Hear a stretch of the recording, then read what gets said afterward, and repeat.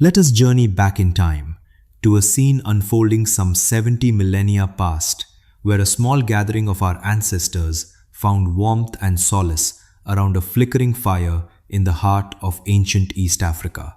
Against the vast encroaching night, the fire's gentle glow danced and swayed. Just beyond the comforting reach of that luminous circle, unseen hunters moved silently through the shadows. Yet, the gravest threats these early folk encountered were not those visible to the naked eye. Within the very lifeblood of the mother, as she cradled her nursing child, tiny unseen adversaries were silently increasing their numbers. Deep within the lungs of the most seasoned hunter, unseen bacteria were quietly establishing themselves in tissues for which he possessed no name or understanding. And in the very waters they would quench their thirst with on the morrow, unseen parasites lay in patient instinctual anticipation. These ancient souls remained unaware of their genuine foes. The notion of microscopic germs was unknown to them, the idea of contagion beyond their grasp, and no instruments existed to unveil the hidden battles unfolding within their very beings. Nevertheless, this silent, relentless conflict, waged within countless lives across vast stretches of time, would ultimately sculpt the fundamental essence of humanity itself. Join us now on a voyage through the annals of deep time, where the twin forces of demise and endurance etched their stories into the very fabric of our genetic code. And so, we arrive at the profound enigma that rests at the core of our tale this evening. The very maladies that claimed the lives of countless ancestors, numbering in the millions, were, in truth, the architects of our being. Devastating epidemics, which swept away whole communities, spared only those fortunate enough to possess the advantageous genetic variations, the optimal immune defenses, or the serendipitous biological traits necessary for survival. We are, in the truest sense, the progeny of those who endured, bearing their dearly earned adaptations within each and every cell of our physical forms. Consider this for a moment. The very capacity you possess to ward off specific ailments, the particular manner in which your immune system functions, and even the genetic safeguards some of you may carry against diseases like malaria or tuberculosis. All these advantages were acquired at an almost unfathomable cost, a price exacted through the profound suffering of those who perished 10 millennia, 50 millennia, or even 100 millennia ago. How then did the deep anguish of our forebears transform into the very strengths we now possess? In what mysterious way did widespread mortality, against all expectation, fortify the very essence of humankind? One might ponder, what unseen forces shaped the journey of humankind across those countless shadowed millennia, long before we ever grasped the concept of evolution itself? These are the profound inquiries we shall gently unravel as the night unfolds. To truly grasp the scale, let us reflect upon this. The marvels of modern medicine, antibiotics, vaccines, and even the very understanding of germs have graced our world for merely the past century and a half. A mere fleeting moment, a whisper in the grand tapestry of evolutionary time. Yet, the relentless hand of disease has been sculpting the very essence of humanity for countless millions of years. From the very instant our ancient primate forebears descended from their arboreal sanctuaries, they stepped into a world teeming with unseen, microscopic adversaries. Tiny bacteria, honing their formidable skills of survival and conquest for eons, spanning billions of years. And viruses, capable of seizing control of living cells with an almost chilling accuracy. Then there were parasites, whose intricate life cycles had been meticulously crafted over ages, solely to thrive within their mammalian hosts. For untold millions of years, humanity possessed no shield against these threats, save for the silent defenses gradually etched into the very fabric of our genetic code. A slow, relentless refinement, unfolding generation by generation, through a process as unforgiving as it was ultimately triumphant. Those unable to withstand the trials simply faded, their genetic legacy unwritten in the annals of time. And so, we are the inheritors of that enduring legacy, the very essence of what persevered. Before we journey further into the depths of this ancient narrative, I have a small request to share with you. No matter where you find yourself in this vast world at this very moment, perhaps nestled in bed in California as midnight descends, or savoring breakfast in Tokyo, or gently concluding an afternoon in London, or indeed anywhere upon our wondrous rotating sphere, I invite you to share a comment below. Kindly let us know your location and the hour that graces your part of the world. There is a quiet wonder in realizing that souls across the entire globe are, at this very instant, contemplating the same profound mysteries concerning our collective human heritage. Bound together, each of us, by the gentle thread of curiosity, spanning vast time zones and distant continents. As this night deepens, we shall follow the subtle, unseen connection that links the ancient scourges of the past to the very defenses within your own being. We shall encounter the ancient maladies that brought us to the brink, and the subtle genetic shifts that ultimately preserved our lineage. We will delve into how a profound pestilence from 40 millennia past may hold the secret to why some among us now possess a natural defense against HIV. We shall uncover why the infamous Black Death, a shadow across the Middle Ages, was but a recent passage in a much older tale, one that commenced when humankind first assembled in numbers vast enough for illness to take root and spread. This is a chronicle that stretches across the vast expanse of all human time, and it is a narrative best unfolded with gentle deliberation, allowing the profound echoes of ancient history to envelop us, much like a soft, comforting shroud. Therefore, find your repose, embrace comfort, and perhaps soften the glow of your surroundings if you have not already done so. What awaits us is a lengthy, reflective journey, ideally suited for easing into slumber, as the ancient voices of bygone eras gently murmur their hidden truths into your dreaming mind. For this evening, our purpose extends beyond mere acquisition of knowledge. We are not simply delving into the maladies of prehistory. Rather, we are coming to understand the very essence of who we are.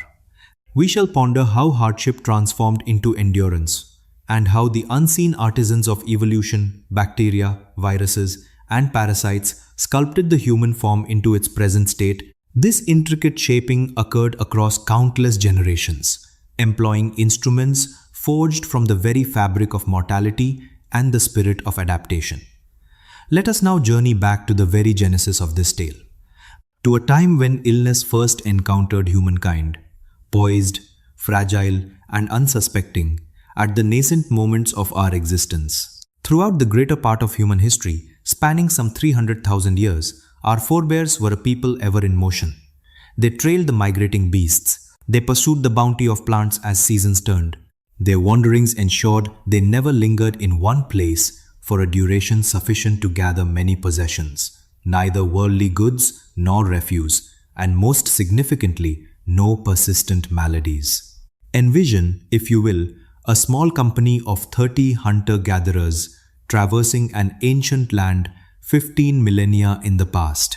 They established their temporary dwelling by a flowing river, perhaps for a single week or even two. Then, one among them succumbs to illness, possibly from unseen parasites within poorly cooked sustenance, or from tainted waters. And so, the small band of wanderers would continue their journey. Should the unseen ailment require a multitude of souls gathered close to thrive, it would, alas, simply fade away.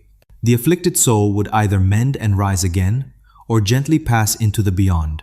Yet with them, the malady's journey would cease. The creeping sickness found no further path to tread. No enduring thread of contagion could ever take hold. The sheer scarcity of souls simply did not align with the unseen foe's design. Such was the quiet rhythm of human existence through the grand expanse of our earliest tales. Feverish chills would, at times, visit a weary traveler, yes, and wounds from the hunt or the wild were a certainty. Yet, the great, sweeping scourges, those devastating plagues that would one day etch themselves into the very fabric of human history, could not, as yet, find their footing. In the grand scheme of the unseen world, our presence was not yet substantial enough. To the silent, microscopic world, humanity presented itself as a scattered, ever-moving, and frustratingly scarce wellspring of life. Our small, wandering clans were too few to ever nurture a lasting thread of contagion. Our ceaseless wanderings prevented the very conditions of close quarters and accumulated refuse that many ailments so desperately craved. Thus, in the silent language of disease, we were, for a time, a most uninviting host for the very infections that would one day reshape the tapestry of civilizations. Then, as the great wheel of time turned, some 10,000 years passed, a profound shift began to unfold. The Neolithic Revolution, that pivotal turning of the ages from the hunter's path to the farmer's toil, is often whispered of as humanity's most glorious ascent. It was the very dawn of civilization, the bedrock upon which all that we have since crafted would gently rise. Through the patient tending of the earth, agriculture bestowed upon us a bounty of sustenance, nurturing a blossoming of souls, which in turn gave rise to bustling cities, the wisdom of written words, the beauty of art, the marvels of science, and every intricate society that graced the world thereafter. Yet, a chapter often left unwritten in the grand chronicles of history is this. This pivotal shift, the Neolithic Revolution, also ushered in an unforeseen era of widespread sickness, an epidemiological disaster. As humanity ceased its nomadic wanderings, so too did ailments find new pathways to take root.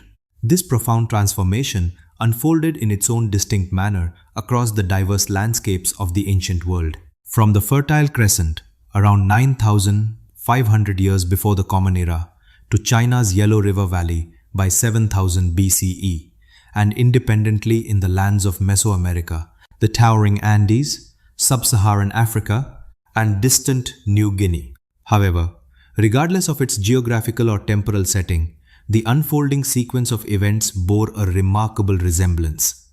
Our ancestors learned to bring the wild plants under their gentle care, and in a similar fashion, they brought the wild beast into their fold, taming them for their needs. With newfound stability, they constructed enduring habitations, rooting themselves to the earth, and with a regularity that might seem astonishing, their vitality and health began to decline. Now, let us gently explore the events that transpired once we extended an invitation to the animal kingdom to share our lives. This act of domestication, at its inception, seemed an innovation of profound practicality. Why expend energy tracking wild beasts across treacherous lands when one could simply keep docile cattle within a secure pen? Why pursue the elusive migrating fowl when the convenience of raising chickens was at hand? Swine, in their simple way, transformed the unwanted into valuable protein. The gentle sheep, in turn, offered both their soft fleece and their nourishing flesh. Faithful canine companions lent their aid in the pursuit of game and stood as vigilant guardians. The hardy goat, with its adaptable spirit, prospered even upon the less fertile stretches of earth. Truly, every animal brought under human care appeared to resolve a particular difficulty. And yet, each of these helpful creatures, in an unforeseen twist of fate, became a silent biological time bomb.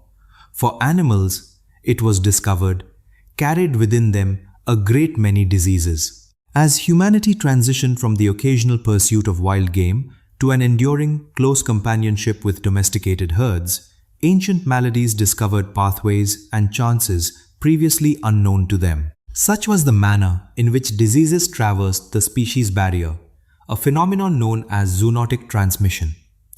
Tiny, unseen agents of illness, leaping from their animal hosts to find new homes within human bodies. Indeed, the whispers from ancient earth and the tales held within our very genes reveal this pattern unfolded time and again, in successive waves, as the practice of cultivating the land expanded across the world. From the gentle cattle, it seems, a new affliction, measles, found its way to humankind. The genetic tapestry, woven through time, speaks plainly of this connection. For the virus of measles shares a deep kinship with rinderpest, a formidable ailment that once plagued the herds of cattle. Then, at a certain juncture in history, perhaps after countless generations had passed with humans tending to vast numbers of cattle, rinderpest underwent a subtle transformation, evolving into a variant capable of afflicting human beings. In those nascent days, these new infections likely flickered briefly, like small flames, before extinguishing themselves, never venturing beyond their initial unfortunate hosts. Yet, as human habitations became more crowded, and as more souls dwelled in intimate proximity with their bovine companions, the persistent virus at last discovered a firm foothold, ready to spread. Thus, measles, a malady renowned as one of the most easily spread throughout human annals, stands as an enduring evolutionary legacy from our ancient decision to domesticate the cow. And then there was smallpox, that ancient and fearsome affliction, a true scourge upon humanity. This formidable disease, which would not be banished from the world until the year 1980, most likely arose from a pox virus harbored by small creatures of the field or by domesticated beasts, perhaps even the majestic camel. While the intricate threads of genetic kinship remain a puzzle, slowly being untangled by diligent minds, the grand sweep of its historical timeline stands remarkably clear. For smallpox, in its devastating form as a widespread human illness, could not have taken hold until the advent of agricultural settlements, which fostered the close-knit populations essential for its relentless spread. The influenza, a restless spirit, journeys from the birds of the sky and the swine of the earth, ceaselessly rearranging its genetic tapestry within these animal havens, thereby birthing novel forms that our human defenses have never before met. In the ancient lands of China and Southeast Asia, the domestication of water, birds, and pigs unwittingly provided the influenza virus with an enduring arena for its ceaseless evolutionary dance. Tuberculosis, an affliction whose beginnings stretch back further and are more intricately woven, discovered a fresh stronghold within the cramped, ill-aired abodes of the pioneering farmers. The tiny bacterium responsible for tuberculosis possesses the ability to endure within cattle, and genetic records hint at numerous transfers between the bovine and human varieties of the illness, as the practice of domestication advanced through the ages. Even the familiar common cold, that seemingly ordinary vexation, carries within it the subtle imprints of its animal beginnings. Indeed, a number of the viruses that bring forth the sniffles and sneezes possess close kin among the species of our domesticated livestock. Pause and reflect upon the profound meaning held within these words. Should a child today succumb to the measles or the flu, or a young person be afflicted by strep throat, or an elder contend with tuberculosis, these are not merely fleeting illnesses. Instead, they are but distant echoes, reverberating through time, of choices made by our forebears 10 millennia past. It began the instant we first enclosed the wild cattle and welcomed the first pigs into the very fabric of our existence. As we established our settlements and nestled those first chickens within our homes, we unknowingly entered into an unspoken pact with the unseen pathogens they harbored. While we acquired the companionship and utility of domesticated creatures, they in turn acquired us. Yet, these animals represented only a fraction of the emerging challenge. Indeed, the very places we chose to dwell became fertile grounds for disease. Picture, if you will, those earliest enduring villages. Ancient sites such as Çatalhöyük in what is now Turkey offer us a glimpse into their forgotten ways. Dwellings stood shoulder to shoulder, so densely clustered that entry was often gained through openings in the rooftops. There were no thoroughfares nor any systems for waste disposal. Refuse began to pile up. Stored provisions drew forth swarms of rats, and the precious water sources became tainted by the waste of both humans and beasts. From these ancient grounds, archaeological findings whisper a somber tale. The very bones unearthed bear the telltale marks of infectious ailments. Dental remnants unveil the struggles of poor nourishment. It is a curious irony that these early cultivators often fared worse nutritionally than their hunter-gatherer predecessors, their sustenance now relying upon a limited selection of cultivated plants. Within the skeletal remains, one can discern interruptions in growth. These were times in early life when illness or insufficient food briefly paused development, etching lasting imprints upon the very bone. The sheer density of human populations forged a novel epidemiological landscape. While each malady possesses its own unique threshold, it generally lies between several thousand and 500,000 souls in constant interaction, beneath which certain infections simply cannot endure. Consider measles, for instance. It requires a community of approximately 250,000 to 500,000 individuals in continuous proximity to sustain its relentless spread. Should the population fall beneath that critical figure, the virus finds itself with no new hosts, for everyone either succumbs, recovers and gains immunity, or remains untouched, and thus the ailment fades away. This then explains why measles could not have taken root in the ancient Paleolithic era. The small bands of hunter-gatherers, perhaps 30 souls strong, or even their infrequent assemblies of a few hundred, never approached such a critical mass. Measles yearned for the bustling life of cities. It patiently awaited our hands to construct them. And indeed, so it came to pass. From humble villages, our settlements blossomed into bustling towns, which in turn swelled into magnificent cities. Across vast distances, we wove intricate trade routes, binding together far-flung peoples, and in doing so, unwittingly expanded the very pool of those vulnerable to unseen ailments.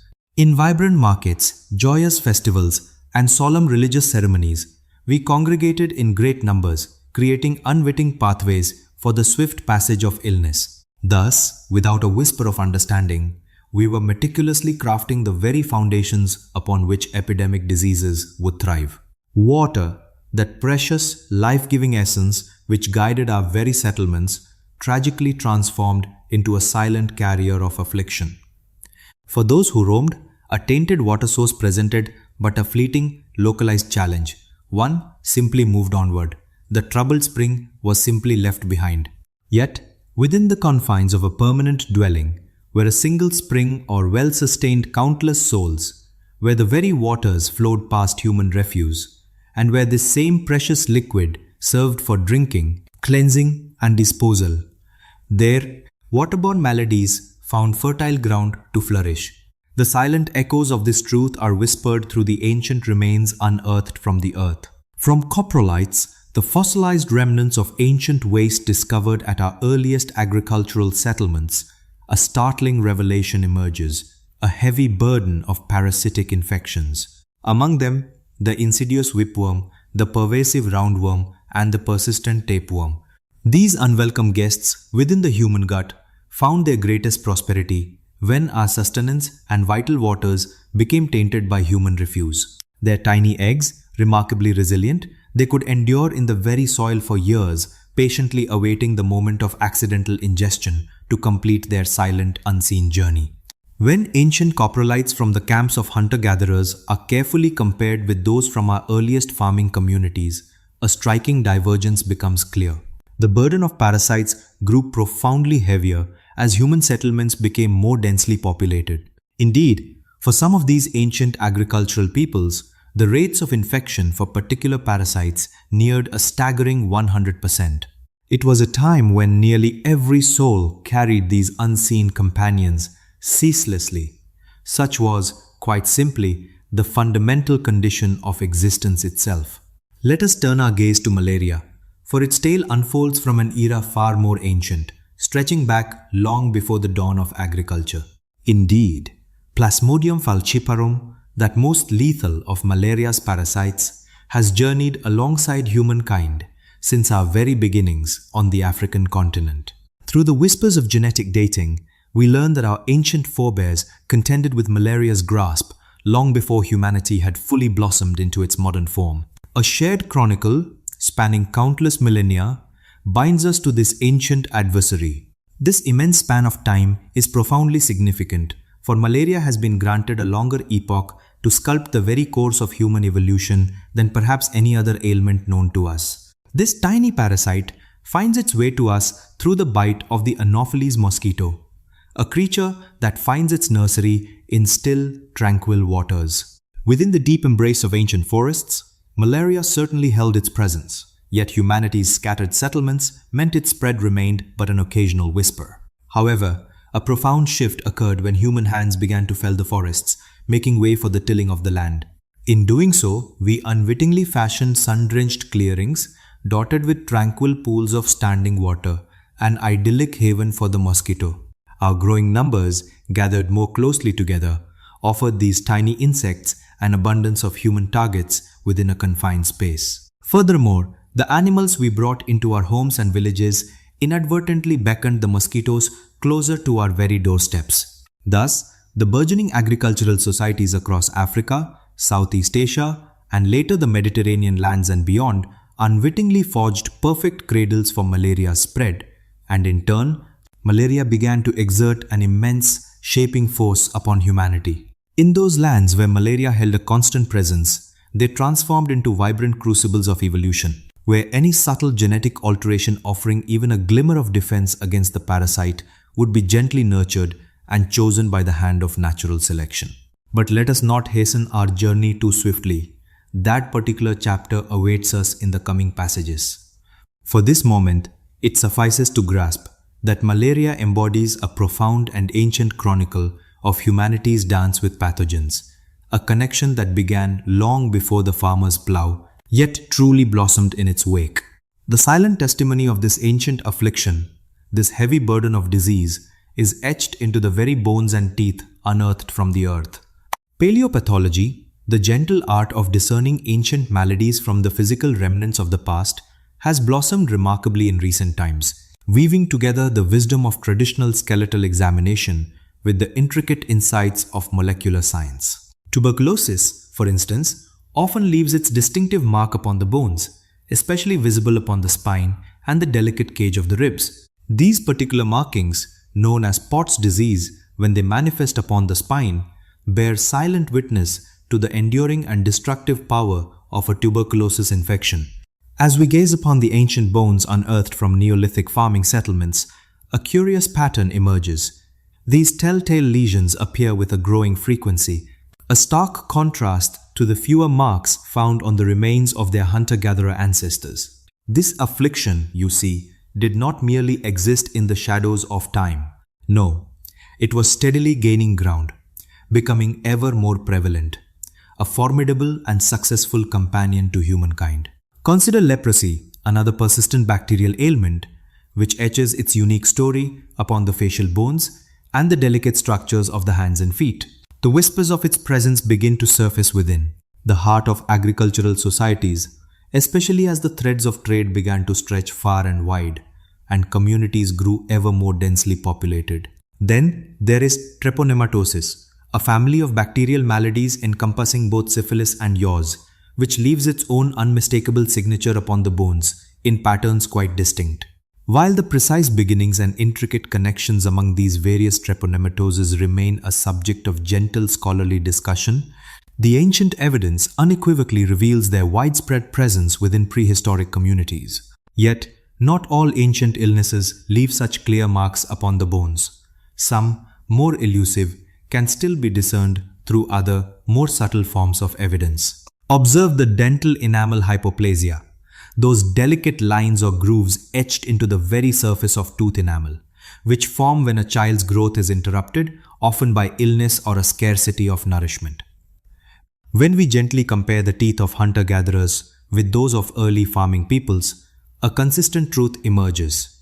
The agricultural communities bear a greater number of these enamel markings. It suggests that childhood within these nascent farming settlements was often a more arduous journey, where sickness visited more frequently and the natural rhythm of growth was more often disturbed. And then a new chapter unfolds, a quiet revolution in the study of ancient DNA. In the quiet span of the last 2 decades, patient scholars have mastered the art of drawing forth and deciphering the very DNA from long-vanished remains. Not merely the genetic blueprint of humanity, but also, remarkably, the DNA of the ancient pathogens themselves. Tiny fragments of bacterial and viral genetic codes, it seems, possess the remarkable ability to endure within bones and preserve tissues, slumbering for countless millennia.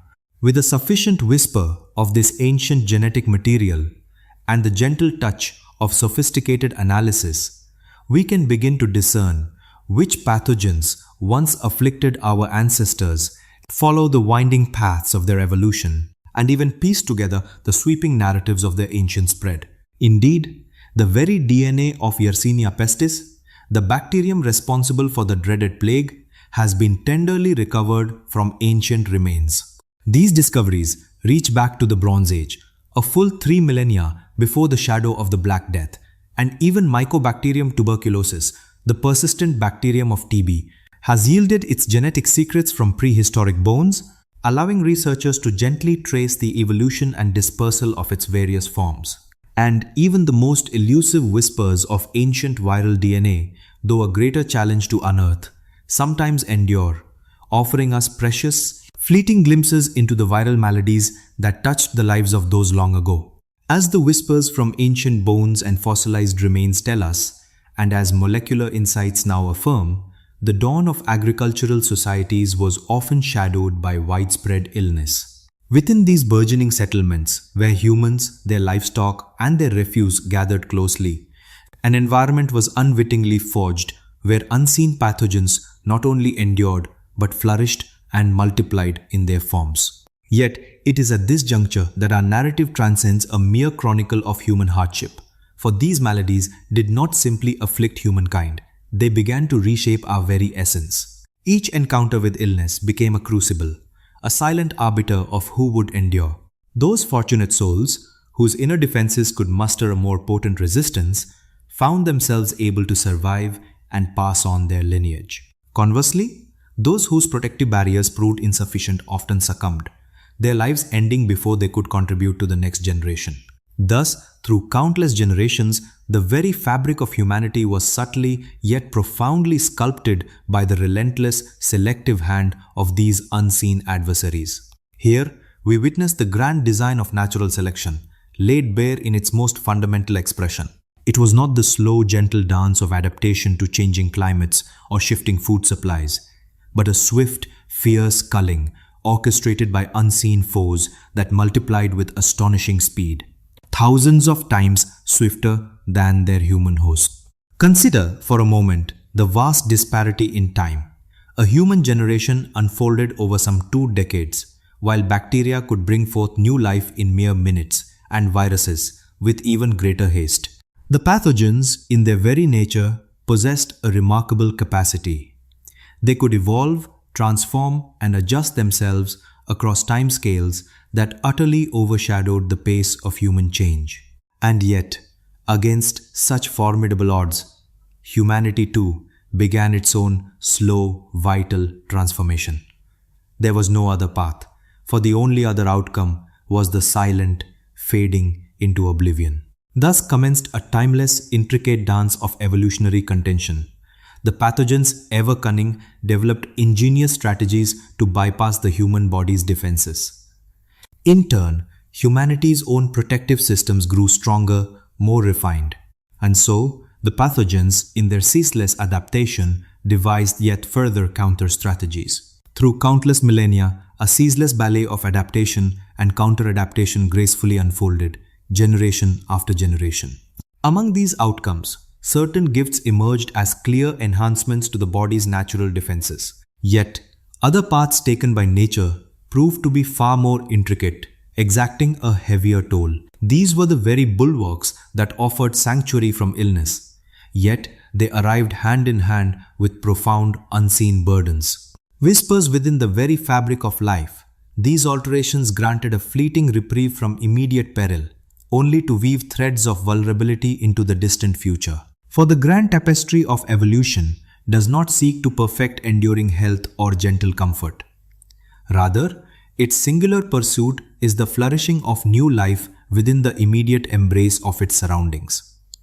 Should a particular trait aid one in enduring and procreating within a settlement plagued by ailments, then nature's hand will favor it, heedless of any other consequences it might bring. Let us now turn our gaze to the silent tales etched within the archaeological record, to what we can truly discern. When scholars compare the skeletal whispers of the last hunter-gatherer peoples with those of the first farming communities in the very same lands, a vivid divergence emerges. Within the cradle of the Fertile Crescent, where the seeds of agriculture were first sown, the ancient bones reveal that the early tillers of the soil stood shorter than those nomadic folk who walked before them. For one's stature serves as a delicate mirror, reflecting the well-being of childhood, health, and nourishment.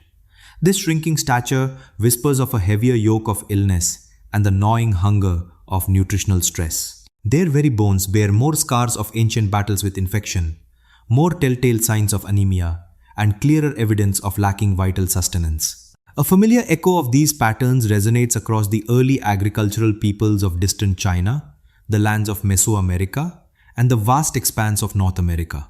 The great shift to tilling the soil is, time and again, linked to a shadow falling upon the vitality of humankind, at least in its nascent stages, and certainly for the greater part of the populace. Though, it is true, Some few within these societies, perhaps the privileged with greater access to bounty and shielded from the most squalid, crowded places, may have found a gentler path. Yet, for the common folk, the embrace of farming often bequeathed the heavier burden of illness, more arduous toil, and, alas, a swifter journey to the grave. While the precise span of life is a challenge to chart with exactitude from ancient bones, the grand strokes of the story are plain to see. Those hunter-gatherers who weathered the perils of infancy often saw 5 or 6 decades, and sometimes even more, of life's journey. The early tillers of the earth faced a greater sorrow of lost young lives and more frequent, devastating waves of illness that could sweep away whole villages.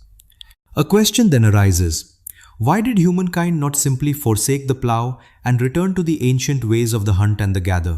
For by the time the true price of this new path became undeniable, the numbers of people had swelled far beyond the earth's capacity to sustain them through the ancient ways of hunting and gathering. It was a multitude too vast to nourish with wild resources alone. Thus, the communities built upon agriculture, though their people might be less robust in their well-being, held the promise of sustaining far greater throngs. Consider this: the bounty yielded by the farmer's toil, though it brought its own challenges of diet and illness, possessed the power to nourish far more souls within a given land than the ancient ways of the hunter and gatherer. A curious twist of fate, woven into the tapestry of time. The very act of cultivation permitted our numbers to swell, thereby demanding ever more cultivation, which in turn allowed maladies to thrive, subtly reshaping the very blueprint of humanity for countless ages to come. Indeed, the afflictions born of that great Neolithic transformation were the silent, powerful architects beginning the intricate work of rewriting the very code within our being. Each widespread sickness became a narrow passage, a crucible of selection. Every devastating pestilence served as a sifting screen for our genes. Those who endured, who became the forebears of us all, did so partly because they bore subtle variations in their genetic makeup, offering a measure of defense, a quiet strength, an unseen advantage in the ancient struggle against unseen foes. And these deep-seated genetic alterations, patiently gathered across hundreds of generations, spent alongside persistent ailments, did not simply vanish with the dawn of modern healing or cleaner living. No, they linger still, woven into the fabric of our DNA, quietly influencing our well-being, shaping our body's defenses, and subtly guiding our vulnerability to the maladies of today. The great shift to agriculture profoundly altered humanity's bond with illness, transforming it from fleeting, chance encounters into an unbroken, enduring companionship. We cease to be mere travelers in the realm of unseen threats, becoming instead its settled, permanent inhabitants. And this profound transformation, this foundational alteration in the very way humans existed and what they encountered, in how nature's gentle hand of selection molded our communities, ignited a cascade of genetic shifts that would echo through our very lineage for ages. The tiny, unseen adversaries encountered within those nascent farming communities did more than merely sicken our ancient kin. They meticulously repenned the very narrative of our evolutionary journey. They redefined the essence of what it meant to be human, deep within our genetic code. In the quiet moments that follow, we shall gently uncover the precise manner in which this profound transformation unfolded. How particular ailments spurred distinct alterations in our genes. How diverse communities forged unique immunological defenses, shaped by the very landscapes of sickness they inhabited. And how the ancient evolutionary shields, forged in the fires of long past pestilences, continue to offer us their silent guardianship, yet also bind us, and at times even turn against us in the present day. For those initial meetings between humankind and the unseen agents of disease were merely the opening chapter. The true saga, you see, is etched within the very threads of our genes. Your own genetic code holds memories far older than your conscious mind. Tucked away within the elegant spiraling staircase of your DNA lie the faint echoes, the ancient scars, born of struggles waged countless millennia before your own grandparents ever drew breath. Genetic alterations that, by all accounts, should have faded into oblivion, yet stubbornly endure. Variations that, at first glance, might appear detrimental, yet flourish across vast stretches of our world. And every one of these intricate details, each peculiar twist, every unforeseen design, whispers the same profound truth. Sickness did not merely claim the lives of our ancient kin, it fundamentally reshaped their very essence. To truly grasp this intricate tale, let us journey now, in our mind's eye, to the heart of West Africa. Gently picture the scene before you. Lush, verdant tropical forests, and still, shimmering pools of water, and within those tranquil waters, imagine swarms of tiny, buzzing insects. Anopheles mosquitoes, each one a silent vessel, potentially bearing the Plasmodium falciparum, the most formidable and lethal of all malaria parasites. For countless millennia, this minuscule, unseen harbinger of death has stood as one of the most potent forces shaping the very course of evolution. A profound force throughout human history, etching its indelible mark in the very essence of life itself. The sickle cell trait.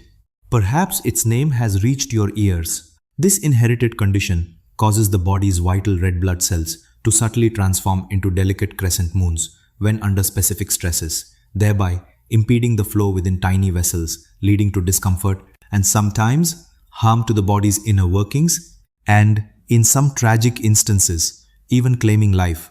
For generations, it has stood as a quintessential example of a genetic ailment, a subject introduced to young healers in their earliest studies. Yet, here lies the true marvel, the profound secret that elevates it beyond a mere genetic flaw, transforming it into a luminous portal revealing the grand tapestry of evolution itself. Within lands touched by the shadow of malaria, this very condition, surprisingly, unveils itself as a peculiar blessing. Should one receive 2 copies of this unique genetic alteration, one from each ancestral line, the full, challenging form of sickle cell disease manifests. However, if one receives only a single copy, one altered gene, alongside one untouched, then a different destiny unfolds. You become a carrier. And within these carriers resides a truly remarkable shield, an inherent resilience against the ravages of malaria.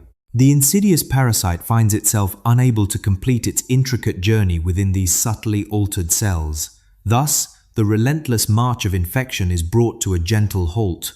Young ones, who might otherwise have succumbed to the fierce grip of cerebral malaria, are granted the gift of life. Grown individuals, who would have been sapped of their vitality by persistent infection, retain their strength. In those lands where malaria claims countless souls, possessing but one of these unique genetic variations can elevate one's prospects of survival by as much as 90%.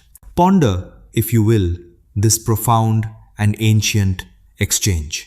In a community untouched by the specter of malaria, this particular genetic alteration would, over time, gently fade away. The silent hand of natural selection would gradually erase it. For those individuals bearing 2 copies often depart this world too soon. Yet, introduce the ancient foe of malaria, unleash a sickness so potent, so swift, that it claims lives even before the chance to pass on life.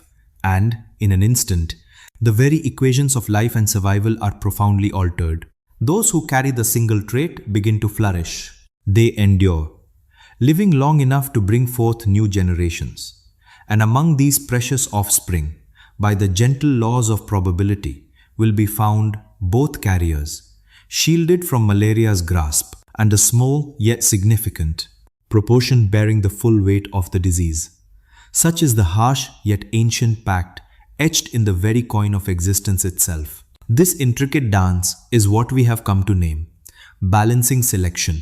The genetic alteration endures not in defiance of its potential for harm, but rather precisely because, within a particular setting, a challenging environment, truly one teeming with unseen parasites, those very detrimental consequences are eclipsed by the profound gift of protection it bestows. Nature's grand design, you see, does not seek perfection. Instead, it favors what simply functions, what endures, and one can observe this truth laid bare upon a map. Should you trace the prevalence of the sickle cell trait across the vast expanse of our world, a distinct pattern unfolds, much like a whispered secret revealed. Its greatest densities are found within the lands of sub-Saharan Africa, most notably in its western reaches and its central heartlands. A notable presence also graces the shores of the Mediterranean Sea, stretching through Greece, Turkey, Italy, across the Arabian Peninsula, and into certain parts of ancient India. Each one of these concentrated areas, every single one, whispers of a singular truth. They perfectly align with the historical territories where malaria once held its sway. This convergence is so remarkably exact, so utterly beyond dispute, that one can employ the very threads of our genetic heritage to chart precisely where malaria was a constant presence, even millennia ago. Yet, the sickle cell trait does not stand in solitude. Thalassemia, another condition of the blood that diminishes the body's ability to produce hemoglobin, mirrors this very same geographical distribution. From the sun-drenched Mediterranean coast to the vibrant lands of Southeast Asia and across the ancient Middle East, these are all realms where malaria once reigned. And G6PD deficiency, a hereditary ailment that influences the very metabolism of our red blood cells, reveals this identical pattern of spread. 3 distinct different genetic alterations, 3 unique ways the body adapted, yet all born from a single, relentless, selective force. Malaria, it seems, did not merely claim lives.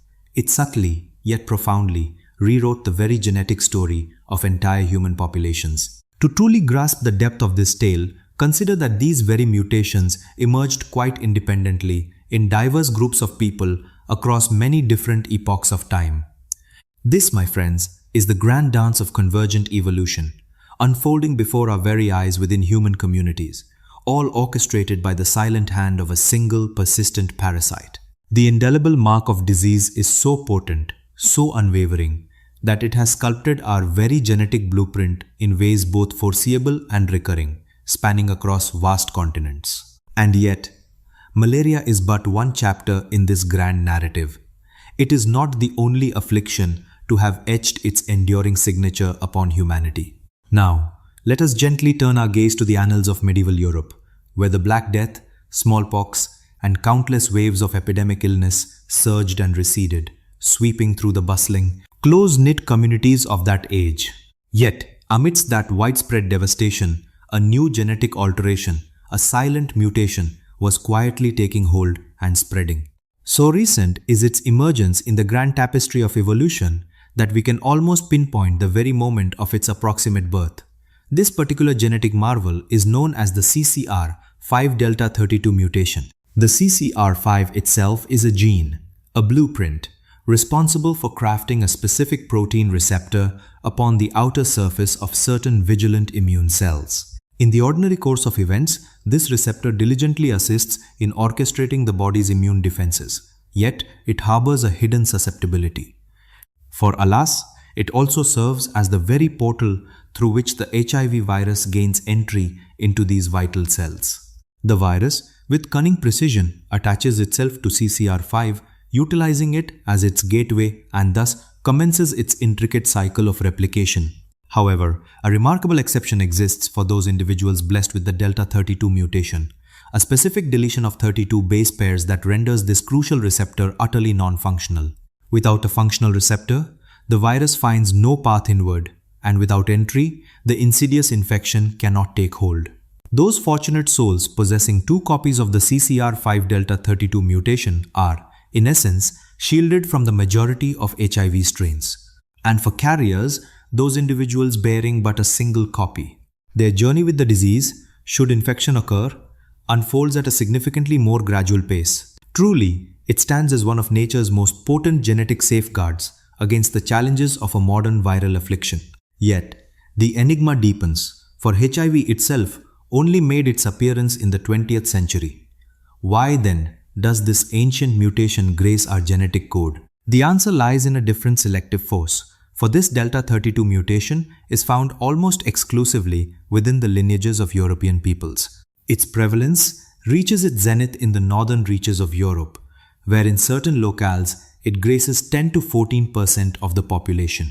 Such a distinct pattern of distribution whispers tales of a relatively recent genesis, perhaps between 700 and 2000 years past, followed by a swift and widespread dissemination. Indeed, the intricate dance of genetic modeling reveals that only an immense selective pressure, born from the relentless onslaught of repeated deadly epidemics, could possibly explain such a breathtaking pace of proliferation.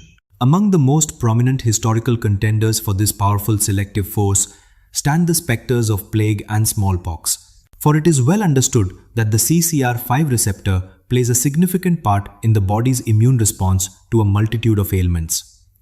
Whispers from ancient studies suggest that a subtle alteration, known as the delta 32 deletion, may have once offered a shield against the dreaded Yersinia pestis, the very bacterium that unleashed the Black Death, or perhaps even against the relentless smallpox, which held Europe in its cruel grip for countless centuries. Though scholars still ponder and discuss this notion, the recurring pattern it reveals remains an undeniable truth, a quiet testament to nature's ways. Imagine, if you will, that the very genetic alteration providing resistance to HIV in our time is a direct legacy, a silent echo of our ancestors' triumph over entirely different ancient scourges, a gift from the past. Their enduring survival, a testament to resilience, now serves as your own quiet protection. Yet, let us delve deeper, for the tale grows even more wondrous. These distinct genetic changes, sickle cell, thalassemia, CCR5, delta 32, are but the visible peaks, like ancient mountains rising from the sea, hinting at a far vaster, deeper transformation unfolding beneath the surface of our very being. For it might surprise you to learn that the genes most profoundly shaped by the relentless pressure of disease are not those responsible for the making of blood cells, nor, instead, we turn our gaze to the cell receptors, those intricate structures that hold the very code for recognition, specifically the HLA genes, known to scholars as human leukocyte antigens. Should one seek the most varied region within the vast tapestry of the human genome, that particular stretch of DNA where individuals diverge most dramatically from one another, one need only cast their gaze upon the remarkable HLA complex. These particular genes hold the blueprint for proteins that reside upon the surface of your cells, much like tiny identification badges, quietly presenting fragments of whatever proteins are being crafted within.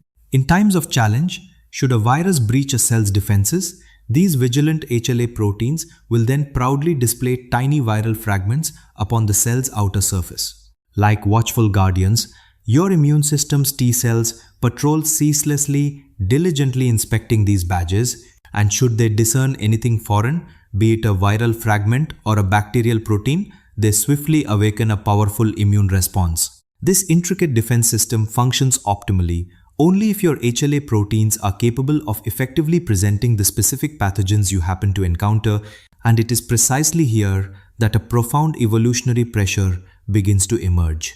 Indeed, various HLA variants possess a greater aptitude for presenting distinct pathogens.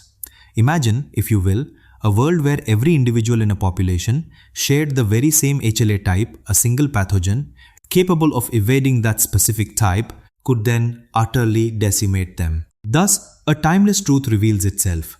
Diversity is indeed survival, and so, through the long march of hundreds of thousands of years, the relentless pressure of pathogens has sculpted the HLA genes, transforming them into the most polymorphic, the most varied genes within the entire human genome.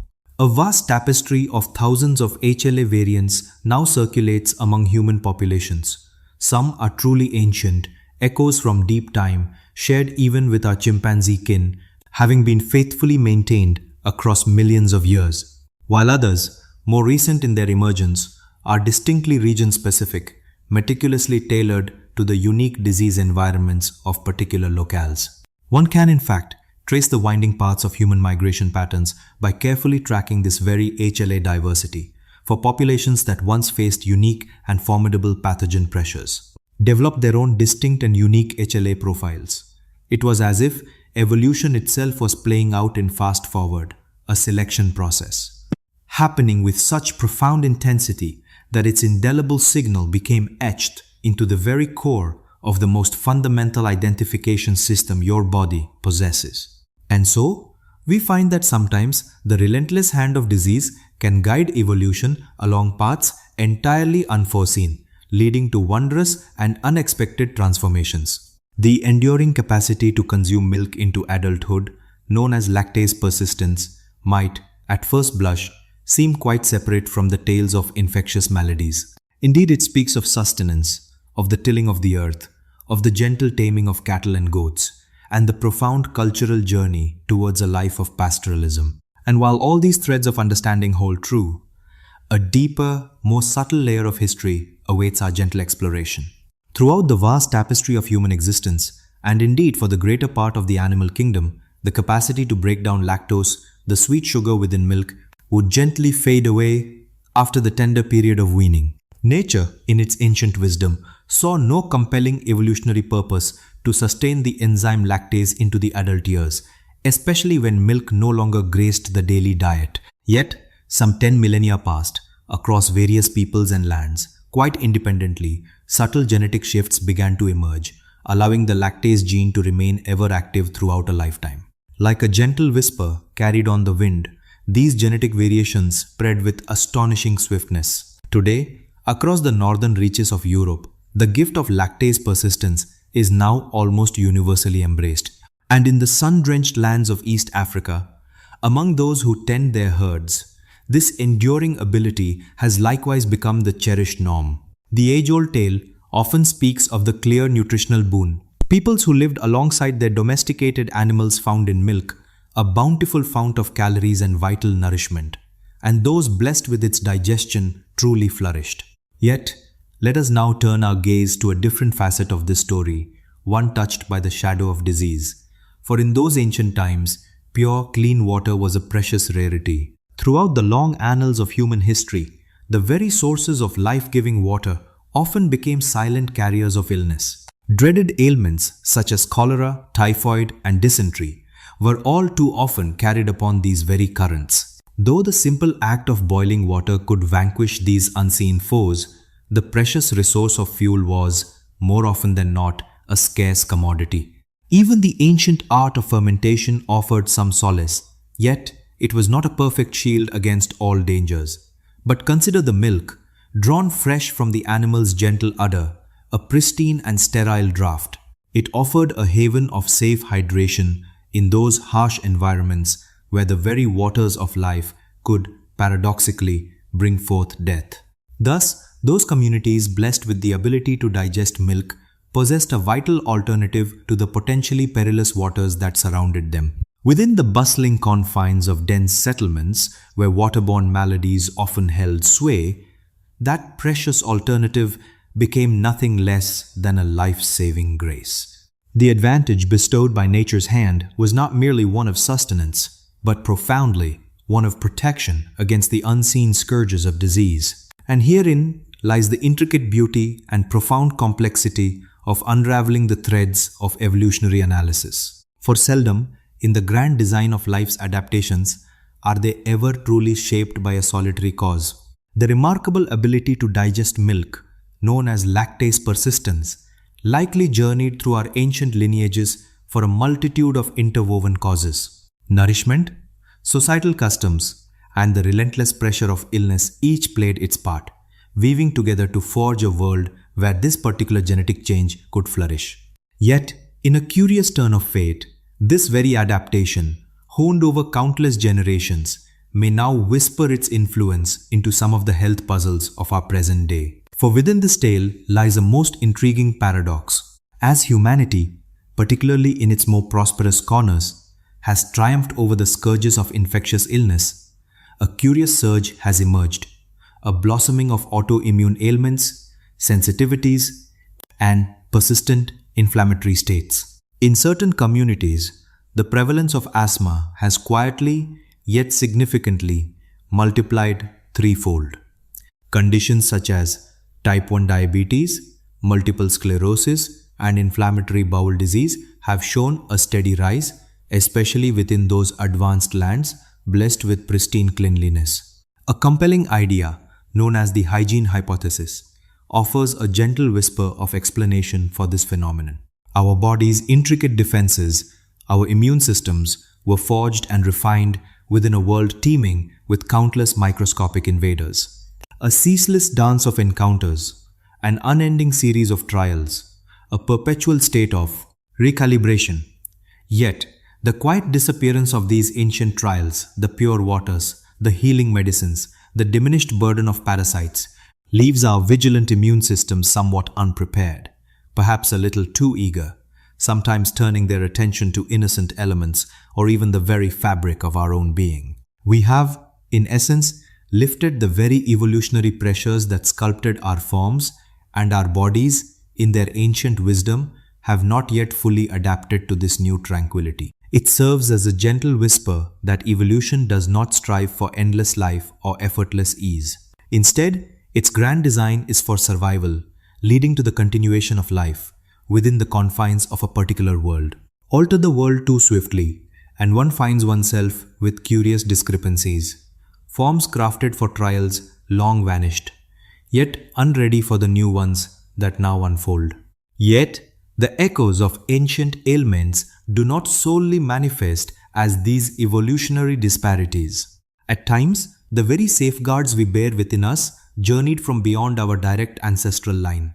When our forebears embarked from Africa, some 60 to 70 millennia ago, they met with peoples who had walked a separate path from the main human family for countless centuries. These were the Neanderthals, dwelling in the lands of Europe and Western Asia, and the Denisovans, who made their homes across Eastern Asia. And rather than keeping to their distinct paths, our ancestors mingled and shared life with them. This ancient mingling is revealed to us by the lingering fragments of Neanderthal and Denisovan DNA, still woven into the genetic tapestry of humanity today. Should your heritage trace back to Europe or Asia, a small portion, perhaps 1 to 4% of your very genetic blueprint, originates from these ancient human relatives. And, intriguingly, some of these fragments gather near the genes that govern our immune defenses. This is no mere chance, for the Neanderthals and Denisovans had long dwelled beyond the African continent for countless millennia. These ancient peoples had, in their long journeys, encountered a myriad of distinct disease-causing agents. The varied pressures from these illnesses had, over countless generations, sculpted their immune defenses to adapt in unique and remarkable ways. Then, as modern humans ventured forth, bearing immune genes honed by their African heritage, they were met with an array of entirely new maladies. These were unseen viruses and unfamiliar bacteria, challenges their bodies had never before encountered. Yet, a swift path to resilience lay in the mingling of ancient peoples. Rather than patiently awaiting the slow, random emergence of advantageous mutations, our ancestors found a swifter path.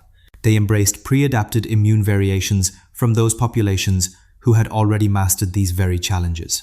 One might liken this to a form of horizontal gene transfer, yet here it was not bacteria exchanging tiny plasmids, but rather human populations, through the intimate act of procreation, sharing vital tools for survival.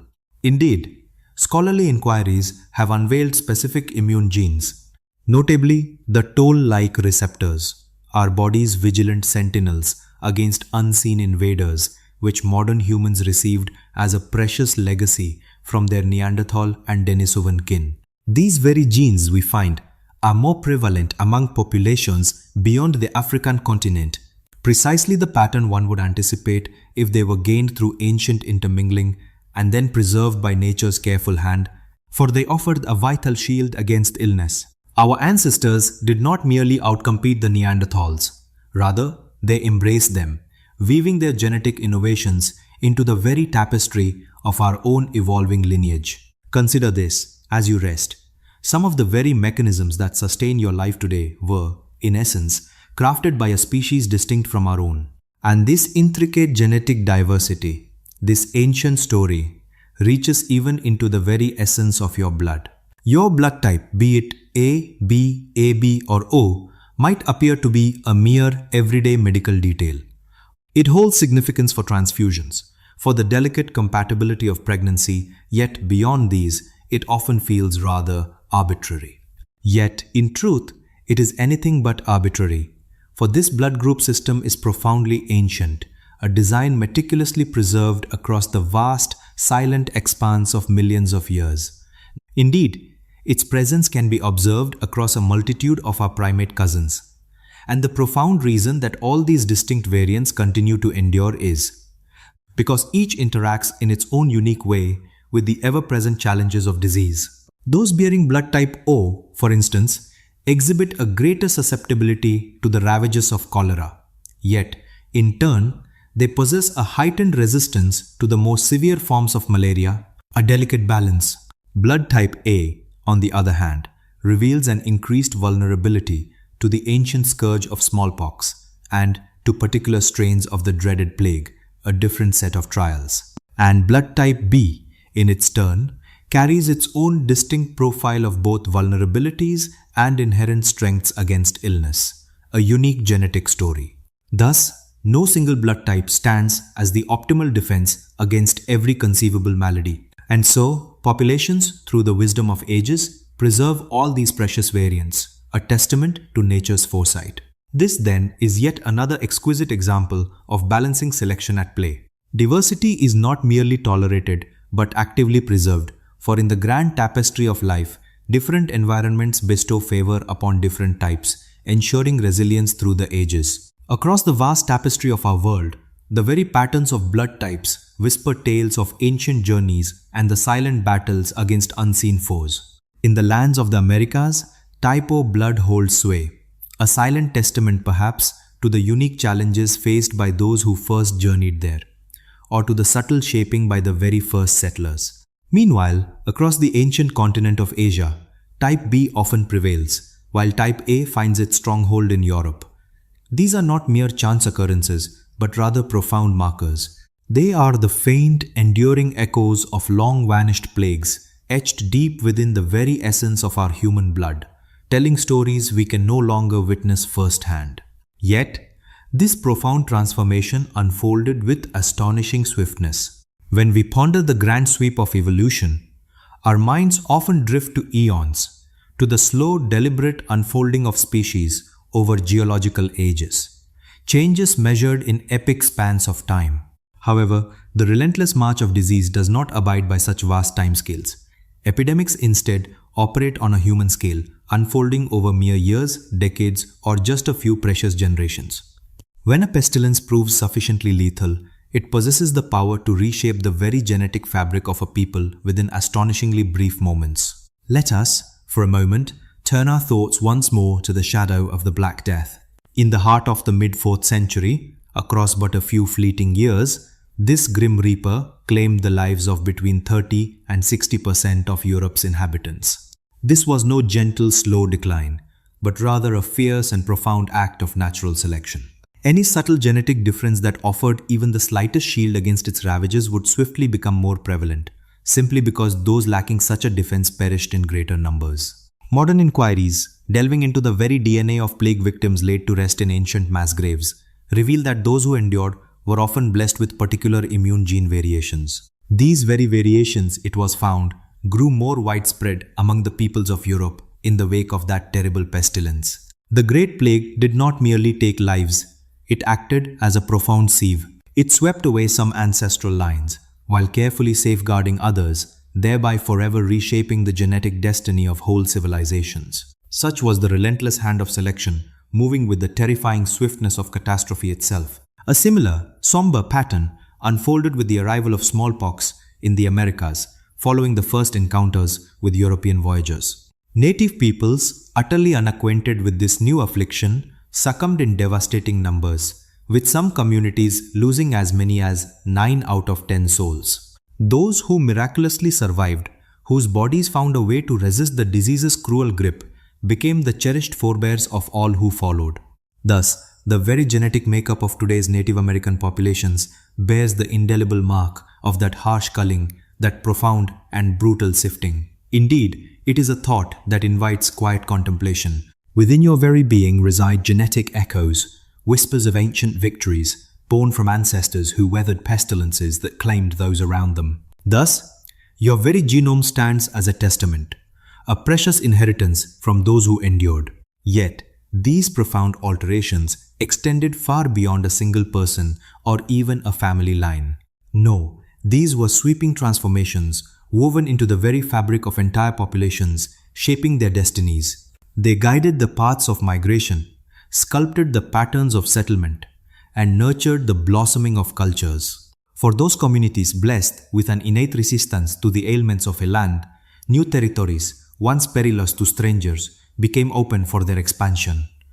Observe how the very map of malaria's resistance aligns with the ancient footprints of human settlement and cultivation within the tropical lands. Similarly, the enduring ability to digest milk, lactase persistence, mirrors the grand journey of pastoralist peoples across vast grasslands. And so, the rich tapestry of our immune gene diversity unfolds, revealing itself along the ancient arteries of trade, within the echoes of past conflicts, and in those very places where diverse peoples converged and illnesses took flight.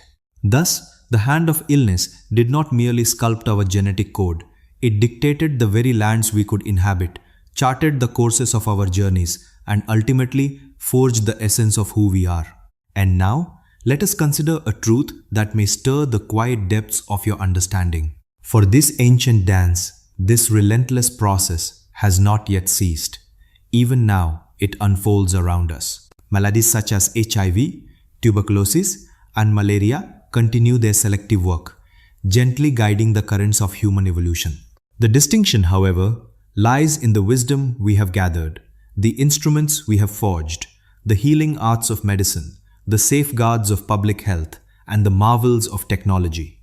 Through these endeavors, we have gently tempered the pace of this grand unfolding, creating a protective veil against the most severe pressures of selection.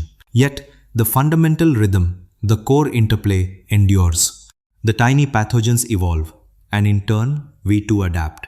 It is a timeless ballet, a cosmic waltz that commenced with the very first stirrings of life, billions of years ago. And even as you rest, this ancient drama unfolds within your own being, as your immune system, a vigilant guardian, patrols for unseen dangers, guided by genetic blueprints forged in conflicts older than any human recollection. These remarkable genetic safeguards, be it the sickle cell trait, the CCR5 mutation, the Delta 32 variant, or the vast diversity of HLA genes, each stands as a silent witness to a profound truth we sometimes allow to slip from our minds. We are not apart from the grand tapestry of nature. We are not untouched by the ceaseless currents of evolution. Rather, we are the very creations of. These very forces, meticulously sculpted by their touch and ultimately defined by their enduring legacy. And the ancient maladies that etched these vital protections into the very strands of our DNA showed no favor, no partiality. Their relentless hand fell upon entire communities rather than singling out individuals. Such was the profound intensity of the challenges they presented, that whole ancestral lines found themselves utterly reshaped, forever altered. Yet, these deep-seated transformations bore fruits and shadows that reached far beyond the mere genetic code. They whispered secrets of who would endure, guided the pathways where communities might flourish, and determined which cultures would rise and prosper. For when the hand of illness inscribed its tales upon our very DNA, it did not merely alter the biological blueprint, it profoundly reshaped the grand narrative of human history itself. Let us journey back in time, not merely 1,000 years, nor even to yesterday's dawn. Imagine a time, 7 millennia past, where a small community, perhaps 50 souls, nestled in dwellings of sun-baked earth beside a life-giving river's embrace. Young ones frolicked by the warmth of cooking fires, while their elders diligently nurtured the earth's bounty and tended to their herds. Existence then was fleeting, and its harshness, in ways we can scarcely fathom, was a constant companion. Yet, it was life, in all its raw form. Until, one day, a single cough echoed through the quiet. In but a few short weeks, a third of that small world had passed into the earth. Another third bore indelible marks, forever scarred, weakened, and transformed by the ordeal. The remaining souls laid their loved ones to rest in shallow earth, their minds grappling with the unseen power that had ravaged their kin, a silent hunter they could neither perceive, nor resist, nor flee. Such a sorrowful event was not an anomaly. It was in truth the very fabric of prehistoric existence. And this very tableau, or one remarkably similar, unfolded countless times across vast lands and through the long stretches of ancient ages. The widespread scourges of our distant past were not mere deviations. They formed the very foundation of humanity's early journey. Now, let us turn our thoughts to humanity's most enduring companion. Not the warmth of fire, nor the cleverness of tools, nor the gift of spoken word, but rather tuberculosis. In the year 2008, a remarkable discovery emerged from the Eastern Mediterranean. Human remains, carbon dated to nearly 9 millennia past, bearing unmistakable skeletal markings, telltale signs of tuberculosis's ancient touch. These ancient bones whispered a tale etched in calcium and time's gentle erosion, revealing a malady that had already walked alongside humankind for countless ages. 9,000 years. Let that vast expanse of time settle upon your mind. The majestic pyramids of Egypt would not grace the desert until some 4.5 millennia later. The grandeur of Rome would not begin its ascent for another 6,000 years after this individual's passing. Yet, there it was, tuberculosis, already a venerable affliction, deeply woven into the very tapestry of human existence. We have known it by many names: the White Plague, the captain of all these men of death. Its appellations echo through more tongues and cultures than almost any other ailment, for it has reached every civilization, every people, every distant shore of humanity's long voyage. And unlike those maladies that sweep through in fleeting waves before receding into memory, tuberculosis has remained a constant shadow. Indeed, it stands as the longest enduring pandemic in all of human history, a silent struggle that continues even to this very day.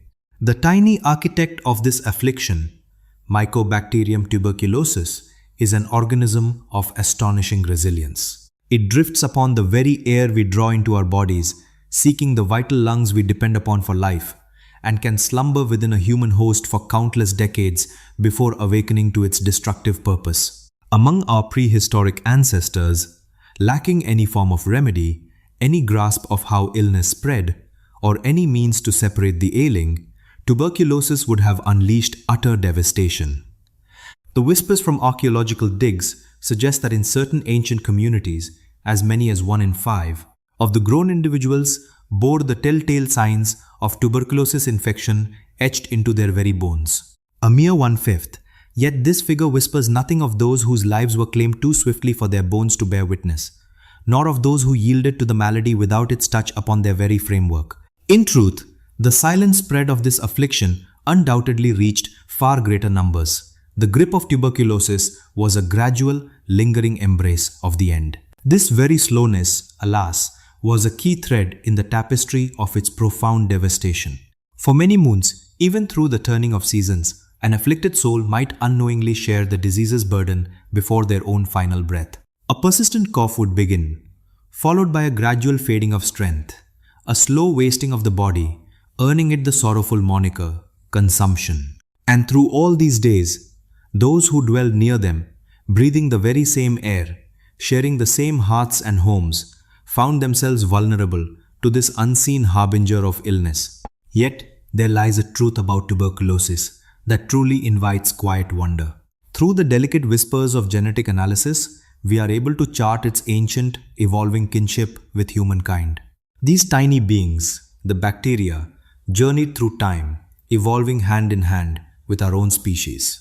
As humanity's footsteps spread across the vast expanse of the world, distinct strains of this ancient foe arose, mirroring the very diversification of our own genetic tapestry.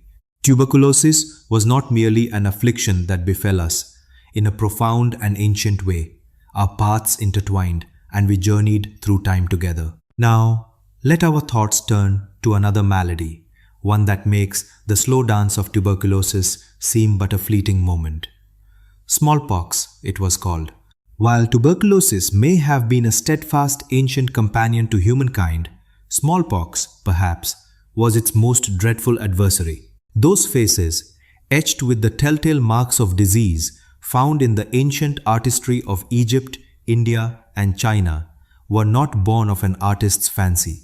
Nay, they stand as silent, visual testaments to a plague that claimed the lives of nearly a third of those it touched, leaving the fortunate survivors forever etched, bearing the indelible marks of a viral encounter that profoundly reshaped the very narrative of humanity. Indeed, the tale of smallpox, surprisingly, finds its humble beginnings among the smallest of creatures, the rodents. Through the careful unraveling of genetic threads, the variola virus, the very essence of smallpox, has been traced back to a shared ancestor, a lineage it holds in common with other pox viruses dwelling within the animal kingdom. It was in a distant past, perhaps within the vast lands of Africa, some 10 to 20 millennia ago, that a particular pox virus first crossed the boundary from the animal kingdom into human lives. This transition may have occurred through the ancient practice of hunting, or perhaps during the nascent stages of animal domestication, or even by a simple, unfortunate encounter at an ill-fated moment. Having found its foothold within human communities, this affliction, which we now know as smallpox, began to unfold in a manner never before witnessed. Its insidious reach extended through the very breath we shared and by the touch of one to another. This resilient pathogen could linger for weeks, clinging to surfaces, woven into fabrics, and even within the dry remnants of its own lesions. Upon infection, a fever would gently rise, soon followed by a unique rash that blossomed across the skin. This rash would transform first into elevated bumps, then into fluid-filled pustules, before finally drying into scabs. This arduous journey of the body would span many weeks. While the physical torment it inflicted was profound, the true, enduring tragedy of smallpox stemmed from a singular, peculiar trait it possessed. For those who endured its ravages and emerged, a precious immunity was bestowed, ensuring they would never again succumb to its grasp. This unique aspect forged a cruel pattern within human societies, where smallpox was a constant, ever-present shadow. Its primary victims were the youngest among us, as it relentlessly consumed each new generation. Adults, though bearing the indelible marks of its passage, walked on, shielded by the immunity they had earned. To perpetuate its existence, this illness required a constant supply of new hosts, and it found them, tragically, in the innocent vulnerability of every newborn. For communities untouched by its presence, where no prior encounter had occurred, the ensuing destruction was nothing short of cataclysmic. A poignant example unfolded in the 16th century, when this malady at last reached the shores of the Americas, borne by European explorers. There, it claimed the lives of an estimated 90% of certain native peoples. Though this particular tragedy occurred in more recent history, it offers us a profound glimpse into the recurring patterns that surely unfolded throughout our much more distant, ancient past. Such devastation would have occurred each time smallpox first entered a new community, each time it leaped from one secluded group to another, and whenever new trade paths emerged, linking peoples who had previously known nothing of each other's ailments. Unraveling the prehistoric footprint of smallpox proves more challenging than that of tuberculosis, for it seldom left its telltale marks upon the ancient bones of those it claimed. Yet, we are certain of its ancient presence. We understand that it profoundly molded the very fabric of human societies. And we recognize that it favored the development of particular immune defenses, echoes of which still reside within us, even in this present day. The marks it left were not merely etched upon the skin or countenances of individuals. Indeed, its legacy was woven into the very strands of our genetic code. And then, there emerged another affliction, one that dared to test not only the resilience of the human form, but also the fundamental structure of our collective existence. The ancient malady, leprosy.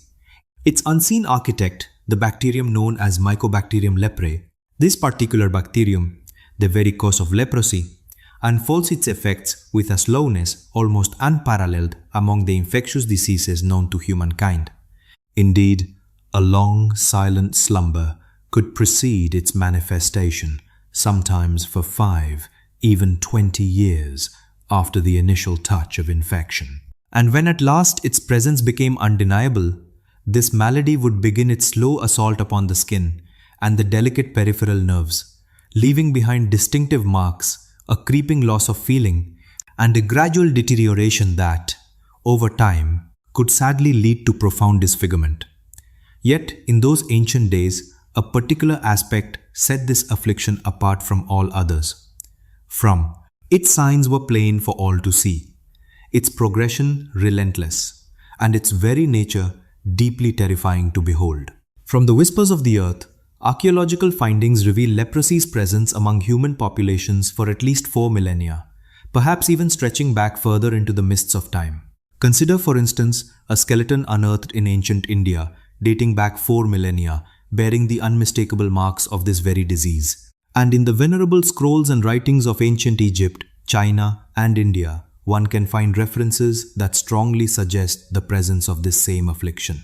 Thus, this disease was already an ancient foe, even as the first chapters of recorded history began to be penned. The way humanity chose to respond to leprosy would, in turn, profoundly reshape the very fabric of its social structures. Indeed, it was this very malady that first instilled within humanity the profound concept of quarantine. Though the word itself would not be coined for many millennia, the practice born of necessity had its origins deep within prehistory. Those afflicted with leprosy found themselves cruelly separated from their communities, compelled to dwell apart, branded as unclean, untouchable, and fundamentally other. This was not merely an act of cruelty, though its harshness cannot be denied. Rather, it represented humanity's earliest, hesitant steps toward what we might now recognize as a public health policy. For these early communities had observed, with a dawning awareness, that a certain closeness to those afflicted seemed to hasten the spread of illness. They possessed no understanding of how diseases truly passed from one to another. The unseen world of bacteria remained entirely beyond their sight. Thus, they wove intricate religious and moral tapestries to comprehend suffering, yet, in their practical wisdom, they also chose to set apart those who were ill. Thus, they wove into the fabric of human society a pattern that would endure through countless ages. For millennia, the shadow of leprosy's stigma lingered, far outliving the dawning understanding that its true peril was but a whisper. Indeed, leprosy reveals itself as one of the gentlest among infectious ailments, demanding intimate, sustained closeness for its quiet journey from one to another. Such was the profound dread it inspired, that its unseen hand sculpted the very laws, faiths, and societal ranks throughout the ancient lands. Yet, this was but one chapter in a much larger tale, for it was not the sole pestilence to etch its grim narrative into the very bones of humankind. Then, in the year 2015, a remarkable revelation emerged from the patient work of geneticists, a finding that would forever alter our perception of widespread maladies. From ancient burial grounds scattered across the vast expanse of Eurasia, they carefully drew forth DNA from human remains of the Bronze Age. These precious remnants, unearthed from across the breadth of Eurasia, whispered tales from 5 millennia past. From these ancient echoes, stretching back 5,000 years, the DNA revealed itself as Yersinia pestis, the very plague, the Black Death, that dread affliction which claimed perhaps half of Europe's souls in the 14th century. It was Yersinia pestis, known to history as the plague, the infamous Black Death, the very malady that, in the 14th century, may have extinguished half of Europe's populace. This was the Black Death, the relentless scourge that, in the 14th century, swept through the continent, claiming perhaps half of Europe's inhabitants. This was the very pandemic whose name conjures images of medieval dread, of vast burial pits, of fervent whispered prayers, and the very unraveling of established societies. A name forever entwined with the chilling tales of medieval horror, with the somber sight of mass graves, the echoes of desperate pleas, and the profound collapse of entire civilizations, and the very downfall of civilizations. Yet, this ancient foe had already seen 5 millennia pass before that time. Indeed, its lineage stretched back 5,000 years, for the Bronze Age specimens held a variant of Yersinia pestis, a form that predated the more familiar medieval strain by many thousands of years. Within these ancient Bronze Age findings lay a distinct form of Yersinia pestis, one that had existed for millennia before the medieval strain became known to history. This ancient lineage, predating the medieval strain by countless centuries, revealed itself as a slightly different form of these primeval bacteria. Though these ancient bacteria bore subtle distinctions, lacking certain genes that rendered the medieval plague so devastatingly swift, they were undeniably the plague, and they claimed lives in relentless waves, leaving behind vast burial grounds scattered across the ancient world. While they lacked the specific genetic traits that made the medieval plague so explosively lethal, they were, without doubt, the plague, and their passage left behind a trail of mass burial sites across the ancient lands, testament to the lives they claimed in successive waves. Yet, they were indeed the plague, and their relentless advance claimed lives in successive waves, leaving behind the silent testimony of mass burial sites throughout the ancient world. And so, in relentless waves, lives were extinguished, leaving behind vast burial grounds scattered across the ancient lands. Yet, it is this very aspect that continues to captivate the minds of those who study the past. Perhaps these ancient scourges of plague hold the key to understanding some of the profound population shifts etched into the archaeological tapestry. These ancient pestilences may illuminate the significant population declines evident in the archaeological record. For approximately 5 millennia ago, a notable transformation in human populations began to unfold across the vast expanses of Europe and Asia. It was some 5,000 years ago that profound shifts in human populations began to emerge across the ancient continents of Europe and Asia. Indeed, a remarkable reshaping of human societies swept across both Europe and Asia. Across these lands, thriving settlements that had once flourished began, quite suddenly, to diminish in size. Where once communities had thrived and expanded, they now quietly receded, leaving certain regions eerily devoid of human presence. As certain lands lay empty, the very fabric of cultural life underwent a profound and striking transformation. With such dramatic shifts in cultural patterns, one might softly wonder, could these have been the subtle imprints of the ancient plague? While absolute certainty eludes us, we have come to understand that the plague was indeed present, quietly spreading and ever evolving through those ancient times. Though we cannot be entirely sure, we now understand that the plague was a quiet, evolving presence, spreading its reach. And, in time, later iterations of this very bacterium would emerge as the most formidable infectious disease ever known to European history. This ancient foe was ever-changing, and it is known that subsequent forms of this very bacterium would rise to become the most lethal infectious disease ever recorded in European annals. Indeed, it is understood that subsequent manifestations of this very bacterium would ultimately claim the somber title of the most devastating infectious disease in all of European history. It was destined to emerge as the most lethal infectious disease ever to cast its shadow upon the European continent. The silent potential for such widespread calamity lay dormant, nestled within ancient burial grounds, patiently awaiting its revelation by curious researchers armed with the insights of modern genetic tools. The story of plague holds a truly vital place in our quest to comprehend the diseases of prehistoric times.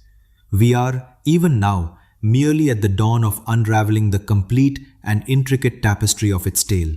With each new genetic analysis, each carefully unearthed burial site, and every precious ancient DNA sample, the quiet whispers of the past gently reshape all that we once believed to be true. For the ailments that profoundly influenced the lives of our ancestors were not solely those that left their clear marks upon the ancient bones. Imagine, if you will, some of history's most fearsome scourges, so swift and absolute in their devastation, they vanished without a whisper, leaving scarcely a physical mark behind. Let us now turn our thoughts to two such silent adversaries, typhoid and typhus. Though distinct ailments, their names often caused confusion, both born of unseen bacteria, flourishing wherever humanity gathered closely amidst the challenges of inadequate sanitation.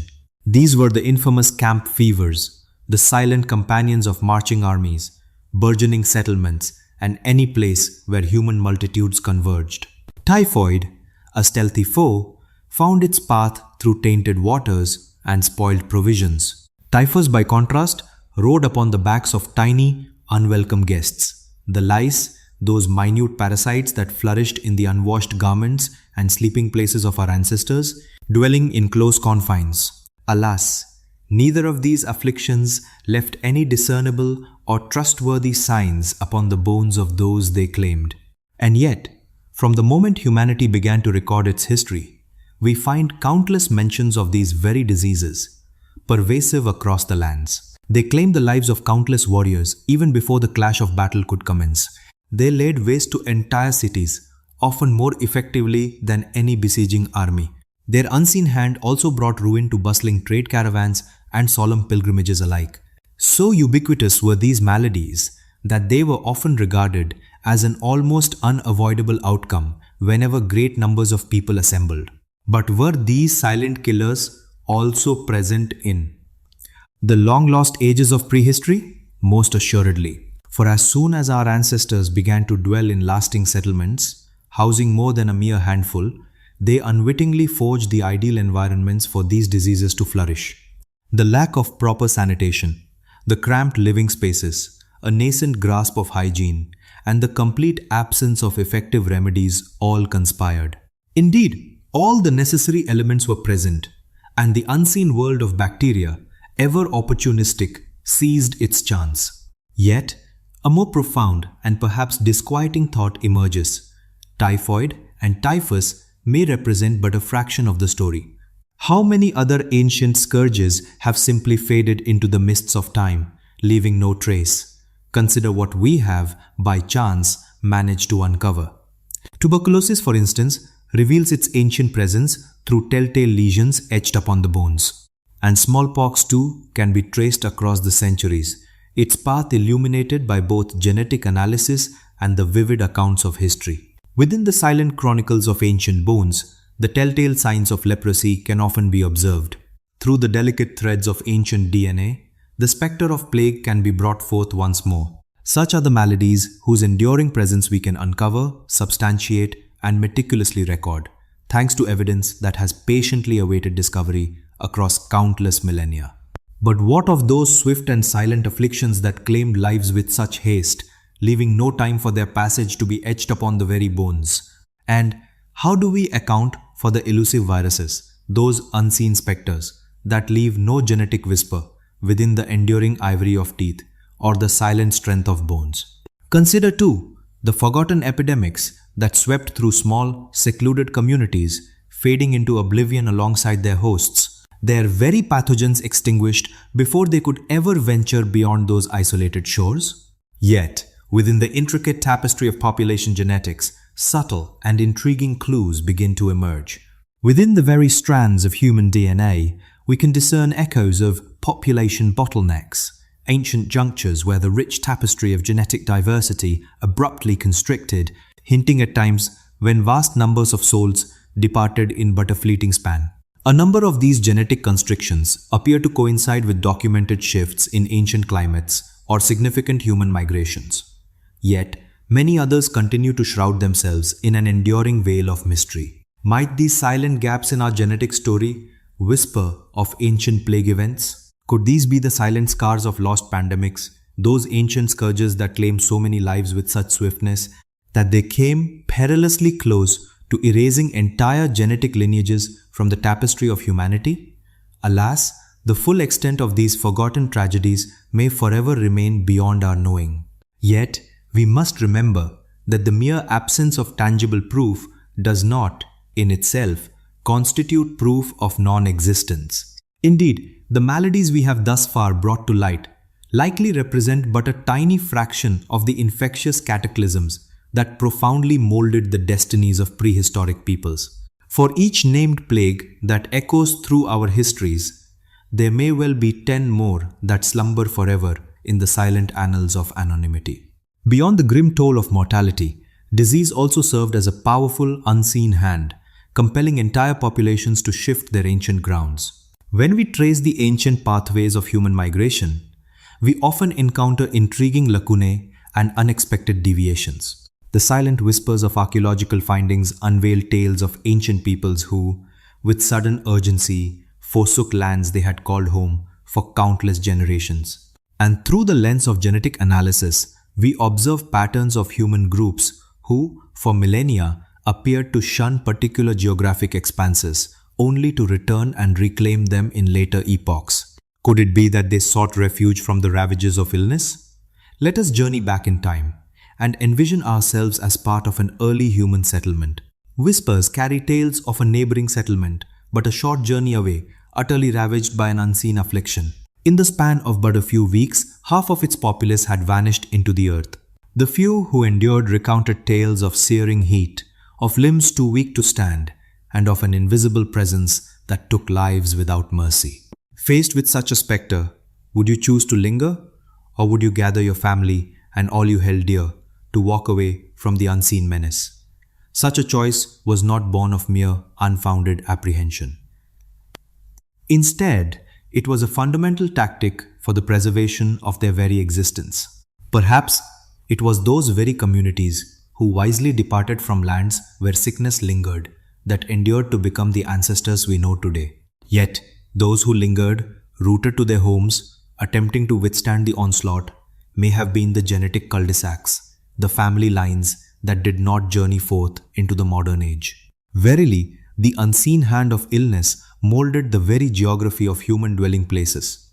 In time, certain lands came to be whispered about as regions of demise. Here, unseen forces seemed to lie in wait, claiming the lives of any who dared to journey from distant lands. In our present wisdom, we discern that these were often locales where long-standing diseases had achieved a kind of truce with the indigenous peoples. The native dwellers, through generations, had developed an inherent fortitude, or had faced the illness in their youth, thus gaining protection. Yet, the fresh arrivals from afar held no such advantages, and their demise occurred in such vast numbers that it must have seemed a wondrous, terrible thing to those who endured. The arteries of trade, too, learned to bend and weave, avoiding the known territories of sickness. And the grand migrations of humanity would often chart new paths, veering away from places where peril was understood to reside. Indeed, certain lands, blessed with abundant fertility and rich resources, remained sparsely inhabited, not for want of human desire to dwell there, but because those who ventured forth could not survive long enough to plant the seeds of permanent homes.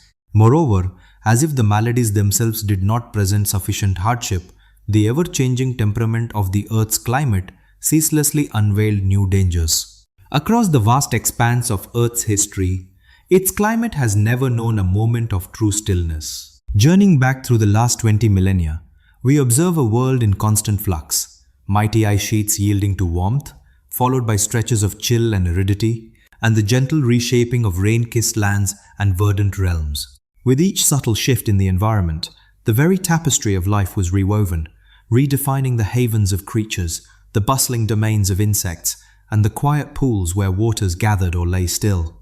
And in the wake of these transformations, new challenges in the form of unseen ailments often arose.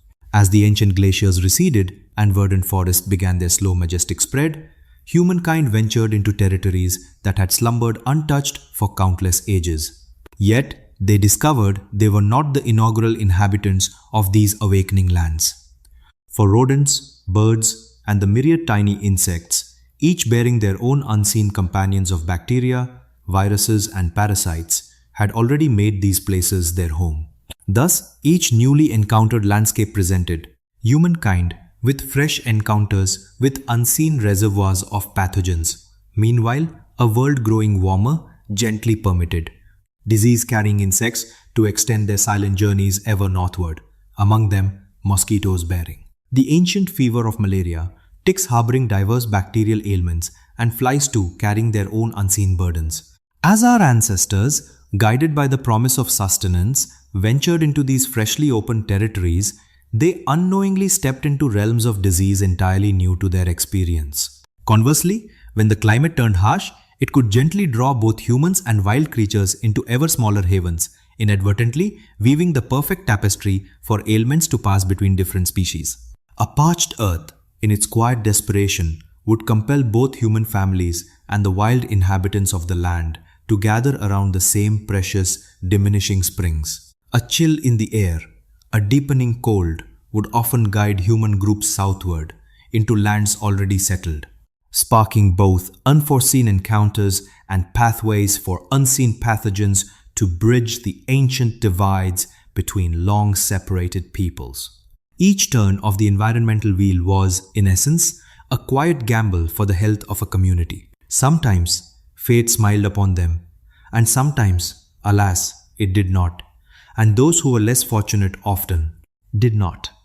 and those who were less fortunate often faded from the grand tapestry of the archaeological record, leaving behind only the faintest whispers within our shared collective DNA. Yet, perhaps the most tender and poignant truth about the ailments of our ancient past lies in the very dawn of life itself, childhood. Through the patient whispers of modern archaeology, a truth has emerged, one that touches the heart with a heavy hand, yet cannot be denied by the mind. In the vast majority of ancient populations, a somber reality unfolds. More than half of all young ones would gently depart this world before ever seeing their 5th year. Indeed, more than half. Journey with me now, and let us gaze upon the ancient burial grounds. There, we shall count the many tiny resting places. Behold the delicate skeletons, remnants of lives cut tragically short. The sheer multitude of them can truly humble the spirit. The passing of infants was not merely a frequent occurrence.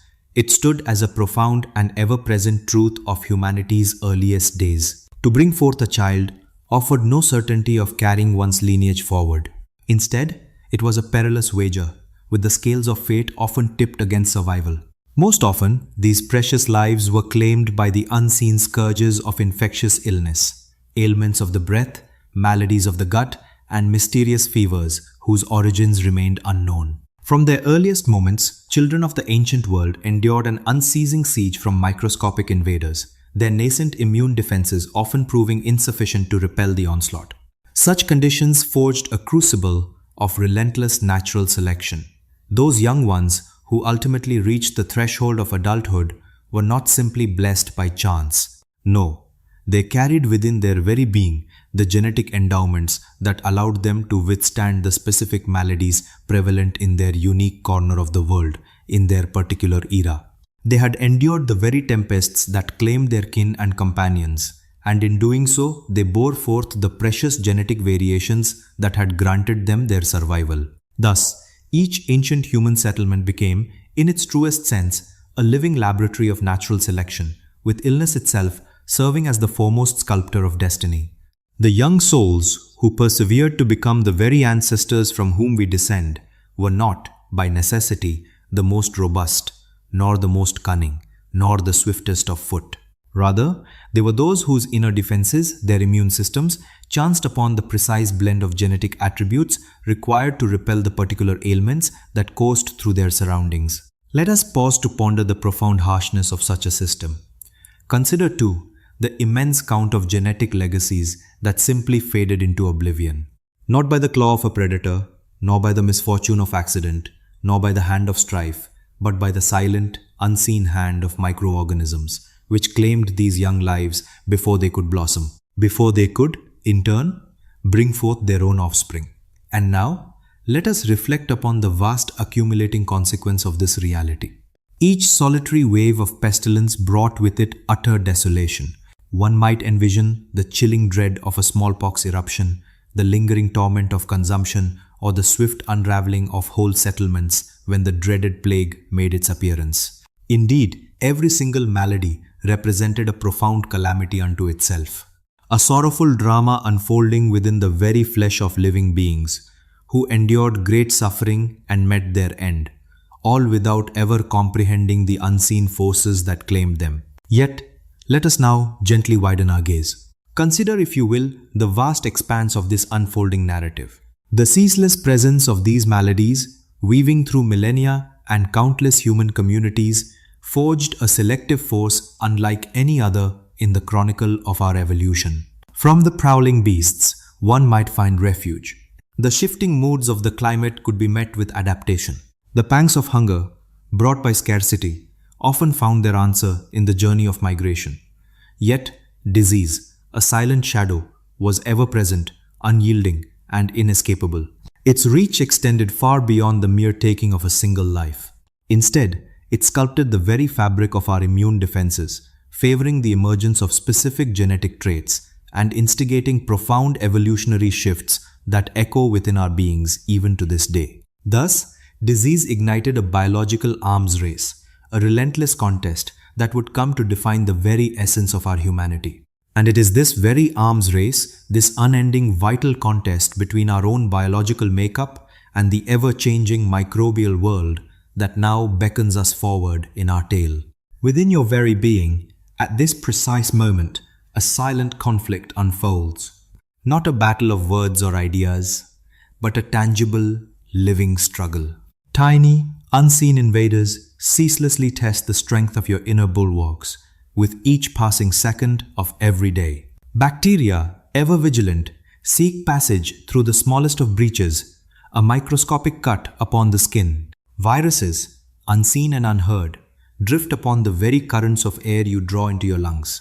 And fungi, ever present, begin to colonize the gentle moisture found between your toes. Against this ceaseless, microscopic siege, your immune system stands as a vigilant guardian, not as a mere solitary rampart, but as an intricate, ever-changing, and wise network of protection honed over countless epochs spanning hundreds of millions of years. This, then, is the chronicle of evolution's most intricate biological contest, a struggle where the very essence of existence hung in the balance. Imagine for a moment the first stirrings of complex life, humble beings floating gently through ancient seas, utterly exposed to every tiny bacterium and nascent virus that managed to breach their delicate cellular walls. Protection was a vital need for these early life forms, and evolution, in its own deliberate way, began to bestow it, though not in a single sudden moment.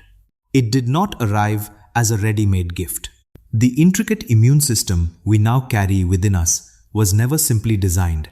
Rather, it was meticulously constructed, layer upon layer, across untold generations, forged in the crucible of trial, error, the inevitability of death, and the remarkable fortune of survival. The very bedrock of this defense emerged first, a system we have come to know as the innate immune response.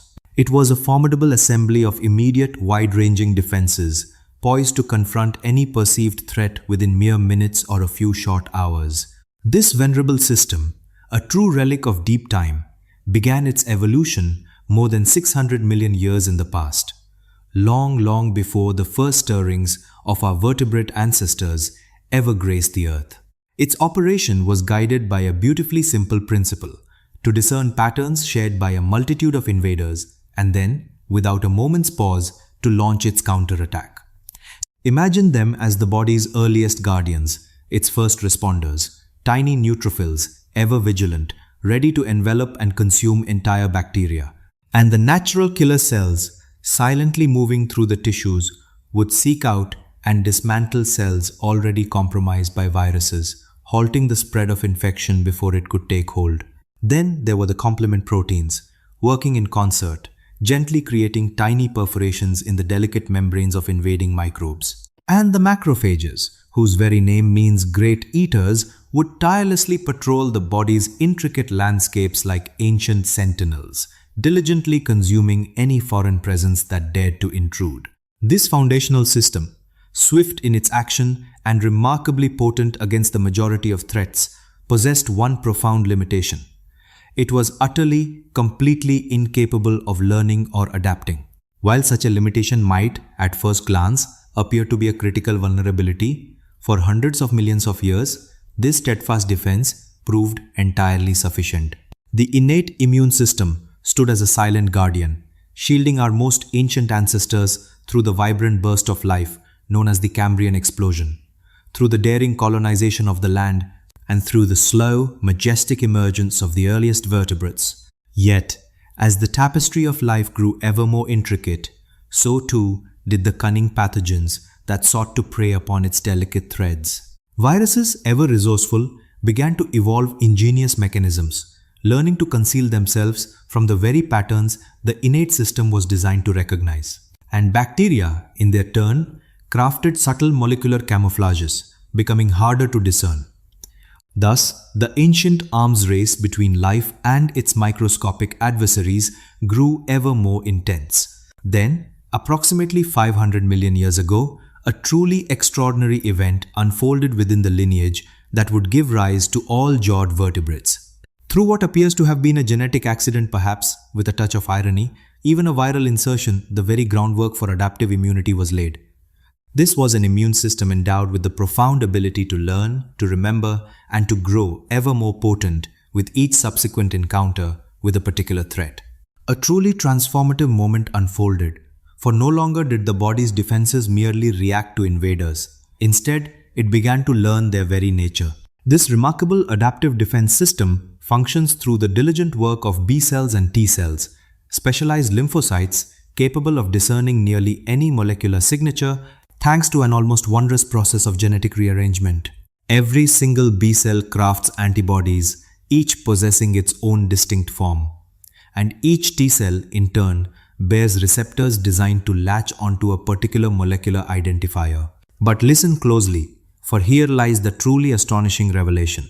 Within your very being, a capacity exists to conjure forth countless millions of distinct antibody forms, born from a random genetic dance, forging a library of recognition so immense it can discern dangers yet unknown to the world. Should a B cell chance upon its destined antigen, that unique molecular mark it was randomly fashioned to identify, it commences a swift and vigorous multiplication. In but a few days, that solitary cell gives rise to a veritable legion of copies, each one tirelessly crafting the identical antibody, thereby inundating the bloodstream with defenses perfectly attuned to that precise intruder. Yet, the true brilliance of this system reveals itself in the aftermath. Once the infection has receded, while many of these valiant cells fade away, a precious few endure. These are the memory cells, silent sentinels that linger for years, perhaps even decades or a lifetime, ever vigilant, poised to react with immediate swiftness should that same foe ever dare to reappear. This enduring vigilance explains why chickenpox usually visits but a single time, why the marvel of vaccines proves effective, and how your immune system transforms into a unique chronicle of every adversary it has ever vanquished. The benefits bestowed by evolution were both swift and far-reaching. Communities blessed with this adaptive immunity found themselves able to thrive in lands teeming with disease, places that would have utterly destroyed their forebears. They gained the freedom to establish lasting homes, even where ailments might spread with greater ease. They could journey afar, meeting new contagions, and return not to their demise, but fortified with newfound resilience. Yet, such immense power was not without its price.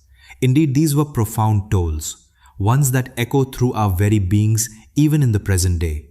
Let us now turn our thoughts to the phenomenon of fever, that wretched, throbbing, trembling ordeal which can make one feel as though the quiet embrace of oblivion might be a kinder fate than wakefulness. This fiery response, fever, is truly ancient not merely in its evolutionary journey, though its origins stretch back at least 600 million years, but also in the very essence of its meaning, for it stands as one of the most venerable and intentional reactions to the presence of infection. Even the ancient cold-blooded reptiles, when touched by illness, would instinctively seek the sun-warmed stones, thus gently coaxing their bodies into a healing warmth, much like a fever's embrace. And so too, within their watery realms, even the fish, when unwell, would gracefully glide towards the warmer currents, seeking solace in their gentle heat. This profound response, a whisper from the dawn of life, is woven into the very fabric of nearly all creatures with spines, a primal instinct, yet it demands a truly remarkable toll upon their inner fires. For each gentle degree Celsius, your inner warmth ascends, your body's quiet furnace burns with an added vigor, increasing its metabolic rhythm by a measure of 10 to 13%. Thus, a fever reaching 39 degrees Celsius or about 102 degrees Fahrenheit signifies that your very being is now consuming its precious life force at a pace 13 to 25% swifter than its usual calm. For one already touched by illness, whose strength is diminished, whose spirit already contends with hardship, this then is a truly immense offering of vital energy. One might ponder, why such a sacrifice? Why did the grand tapestry of evolution weave and preserve such a costly endeavor? The answer, whispered through the ages, is simply this: it serves its purpose. For the fever, in its gentle warmth, holds back the relentless march of tiny invaders, slowing their ability to multiply. Most of these unseen adversaries, the bacteria and viruses find their most fertile ground, their ideal conditions for growth, precisely within the gentle warmth of our usual body temperature, around 37 degrees Celsius. Yet, should the inner warmth rise by merely 2 or 3 degrees, their swift multiplication falters dramatically. The very tools they rely upon, their delicate enzymes, begin to lose their steadfast form. Their intricate inner workings, their very life processes, begin to waver and lose their rhythm. At the same time, this gentle heat awakens and strengthens the body's own defenders. Your tireless neutrophils, those tiny guardians, become swifter and more agile in the elevated warmth, and your valiant T cells multiply with greater haste. The creation of substances that ward off viruses grows stronger, and the remarkable heat shock proteins, those silent protectors that aid cells in times of strain, stir into greater activity. It is a profound, calculated wager, etched deep within the ancient scrolls of our very genes, to expend precious energy now, to endure a measure of discomfort, for a brief time, yet in doing so, to secure a vital upper hand against those unseen invaders that might otherwise sweep over us unchecked. For a mother-to-be battling a perilous infection, or a small child bravely contending with pneumonia, or even an ancient hunter-gatherer facing the silent threat of sepsis from a wound, that gentle rise of an extra degree or two in their inner warmth could well be the delicate balance between a return to health and the final slumber. Yet, in this grand narrative, there comes a point where the ancient wisdom of evolution reveals its stark, unyielding practicality. For the very fever that offers salvation can, in its excess, also lead to peril. Should the inner warmth climb beyond 40 degrees Celsius, the delicate proteins within begin to unravel. And with this, the precious mind itself faces a genuine and profound risk of harm. Thus, the very remedy, once a gentle ally, can become as formidable and perilous as the affliction it sought to conquer. This, then, is but the first quiet whisper of a recurring truth, a pattern we shall encounter time and again throughout our journey. Nature's intricate defense, the immune system, was not crafted for your ease. Its profound purpose was to ensure your survival, allowing life to continue through generations. Should this entail days of profound discomfort, weeks of burning fever, or lasting marks upon the flesh from its fiery defense, these were deemed fitting exchanges within the unyielding arithmetic of life's progression. And so, our journey now turns to the ancient phenomenon known as inflammation. That familiar flush of crimson, the gentle rise of swelling, the warmth upon the skin, and the subtle ache that often follows even the smallest wound or unseen invader. At its very core, inflammation stands as a guardian, a profoundly essential shield for the body. When the delicate fabric of our being suffers harm or encounters an unseen foe, the tiny rivers of life, our blood vessels, gently widen and grow more porous. Then, a vital fluid seeps into the surrounding landscape, bearing forth the body's silent sentinels to the place of distress. Among the first to arrive, within mere moments, are the neutrophils, swiftly enveloping any invading bacteria and clearing away unwanted fragments. Close behind, the macrophages emerge, taking charge of the unfolding defense and commencing the meticulous work of restoration. Invisible messengers, known as cytokines, gracefully conduct this entire intricate ballet of defense, summoning further aid, awakening various immune cells, and gently elevating the fervor of the body's stand, of its protective engagement. This swift, immediate inflammation, though keen and potent, yet fleeting in its duration, has, through the vast tapestry of time, preserved innumerable lives across the ages of evolution. Its ancient wisdom prevents small, localized infections from spreading throughout the entire system. It carefully erects barriers around any harm, thus halting its advance, and with gentle purpose it begins the process of restoration. Yet, this very inflammation, like an ancient tale, possesses a dual nature, a blade with two edges, and the one that turns its keenness upon the self can prove as perilous as any invading foe. In the long-forgotten epochs of our world, most unseen invaders either claimed a life with swiftness or were swiftly vanquished. Thus, the body's fierce defense could permit itself to be grand, all-encompassing, even somewhat fierce in its approach, for it aimed to protect. In ancient times, the body's swift defense against immediate peril was designed for a fleeting encounter. Yet, our contemporary existence now unveils a challenge that nature's grand design could not have foreseen. This involves a ceaseless state of readiness, a persistent, subtle, unseen battle with lingering infections, an unyielding exposure to various unwanted irritants, and the silent burden of obesity, where adipose tissue begins to whisper forth inflammatory cytokines without cease. Then there are the enigmatic autoimmune conditions, where the body's own vigilant guardians turn upon its very tissues, month after weary month, year after long year. When this inner fire, known as inflammation, settles into a chronic state, its protective embrace ceases to be, and instead, it turns to a path of harm. It lends its hand to the silent progression of atherosclerosis, gently constricting the vital pathways of blood with its inflammatory plaques. Moreover, it whispers encouragement to the growth of cancer by crafting cellular environments where the very fabric of life is altered, where unwanted mutations are more prone to arise, and the natural process of cellular demise, apoptosis, is less inclined to occur. It also inflicts damage upon the delicate neurons, thereby contributing to the shadows of Alzheimer's disease. Furthermore, it relentlessly erodes the precious cartilage within our joints, leading to the discomfort of arthritis. Thus, the body's own defense system finds itself ensnared in a predicament of its own unwitting creation.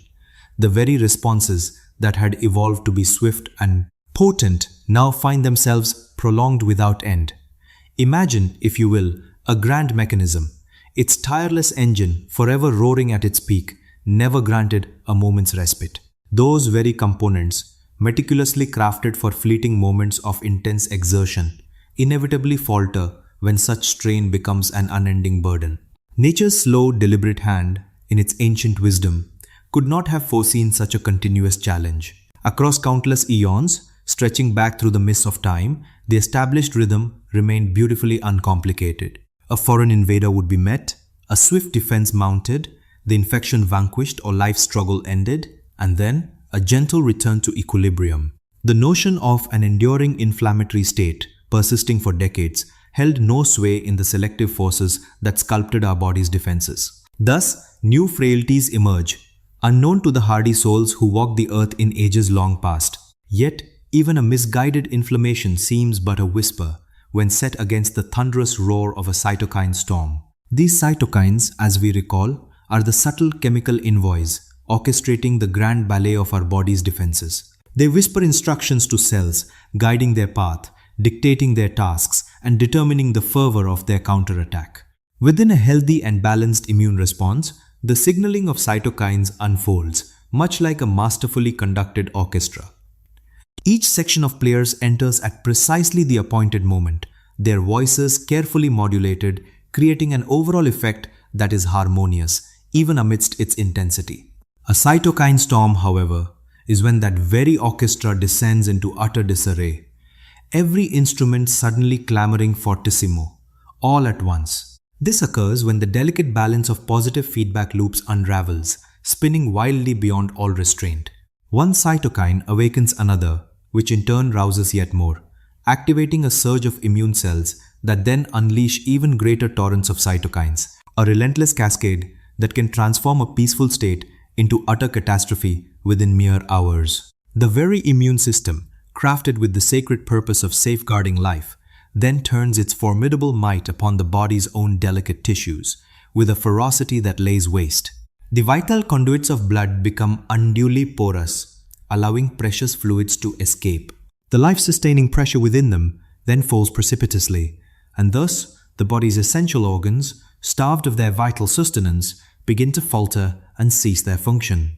A condition known as acute respiratory distress syndrome would cause the delicate tissues of the lungs to become heavy with fluid. The intricate dance of coagulation, the body's clotting mechanism, could then unleash a paradox, forming tiny blockages across the vast network of vessels, even as it permitted uncontrolled bleeding elsewhere. Such was the silent, unseen foe that claimed the lives of countless souls during the great flu pandemic of 1918. And it is this very same treacherous mechanism that lends its fearsome power to certain strains of the Ebola virus, rendering them so profoundly fatal. Even in more recent times, this internal struggle proved to be the undoing of many young, once healthy individuals afflicted by COVID-19, their own vigorous immune defenses tragically turning upon them. Indeed, within the grand tapestry of evolution, this stands as one of its most poignant and sorrowful compromises. For it was this very ability to mount a fierce and overwhelming immune defense that, through the ages, granted our forebears the precious gift of survival against the gravest of infections. Imagine a time, long past, when the wonders of antibiotics, antivirals, and modern healing were yet unknown.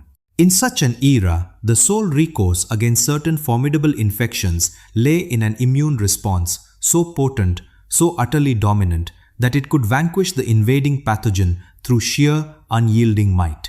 More often than not, this formidable defense prevailed, the unwelcome infection was banished, and the individual, though perhaps bearing the marks of battle or feeling a lingering frailty, lived to see another day. Yet, on occasion, this powerful guardian overstepped its bounds, and the very immune system, crafted to safeguard life, inadvertently brought about the demise of the organism it was sworn to protect. The grand architect of evolution found itself unable to erase this inherent peril without, at the same time, stripping away the vital capacity for those very same potent immune reactions.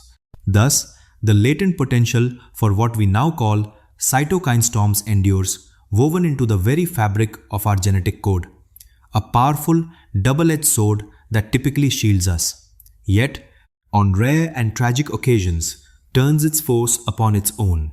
It is a gamble indeed at the level of the entire population. For while most individuals find great advantage in the ability to mount strong immune responses, a small percentage, alas, suffer from a catastrophic immune overreaction. Yet, because this intricate system allows a greater number of lives to flourish than would otherwise be possible, the relentless hand of natural selection ensures its preservation. A poignant tale of individual sorrow woven into the grand triumph of the species. Such is the silent, unwavering rhythm of evolution. Let us now turn our thoughts to one of the most exquisite and perplexing immunological riddles known to the realm of biology, the miracle of pregnancy. From a genetic perspective, the tiny, developing fetus is, in essence, a stranger within. For half of its precious DNA originates from the father, rendering it distinctly different, in immunological terms, from the mother who carries it. Under any other circumstance, the vigilant immune system would swiftly identify these foreign markers and unleash a fierce, determined assault to eradicate them. Yet, as we know, this aggressive confrontation does not occur, at least not when a pregnancy is destined to thrive. Here, we encounter the placenta, a true immunological wonder, a transient organ tasked with two seemingly opposing duties. It must facilitate the vital exchange of nourishment and the removal of waste, all while masterfully preventing the mother's immune system from rejecting this precious new life. And, remarkably, it must also uphold a watchful maternal immune guard against any true invaders that could threaten either mother or child. How then does this extraordinary feat come to pass? It achieves this through countless layers of evolutionary ingenuity, honed and perfected over hundreds of millions of years of mammalian reproduction. The placenta meticulously constructs a physical sanctuary, a barrier that gently separates the mother's lifeblood from that of her developing offspring, preventing direct contact. Furthermore, it produces special proteins that, a tranquil zone of acceptance, is carefully woven as local immune reactions are gently hushed.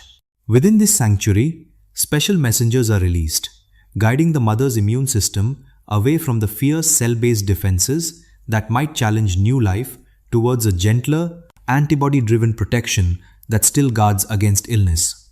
At the delicate boundary where mother and child connect, a gathering of regulatory T cells quietly takes place, diligently calming any stirrings of immune alarm. And with remarkable wisdom, the developing life within crafts its own proteins, mirroring those that guide the mother's defenses, whispering a constant, gentle plea, "Do not perceive me as a threat." Yet, this precious truce cannot be without its limits, for the mother's journey through the world still brings her into contact with unseen invaders, those tiny perils that might seek to cross the placental veil and disturb the slumbering life within. Indeed, some of the most sorrowful congenital ailments such as toxoplasmosis, rubella, and cytomegalovirus arise from this very challenge. The placental immune system's ceaseless endeavor to hold a fragile equilibrium between welcoming acceptance and watchful defense. Should the scales tip too far towards tolerance, unseen invaders may pass unhindered, bringing harm or even ending the nascent life. Conversely, if the balance should sway too much towards an awakened immune response, the body's own defenses might mistakenly turn upon the pregnancy itself, leading to the sorrow of miscarriage or the challenge of preeclampsia. This intricate dance of balance, a wisdom etched deep within our very being, was forged over countless millennia, shaped by the relentless presence of unseen adversaries. In the long tapestry of our ancestral past, those women whose bodies could not master this placental harmony often found their pregnancies did not reach their full bloom. Yet, on the other hand, those whose immune acceptance was too absolute sometimes succumbed to infections during their pregnancy, or brought forth children burdened with profound congenital ailments. Thus, the remarkable system that now resides within us stands as a testament to the enduring legacy of those who navigated this rigorous path of natural selection.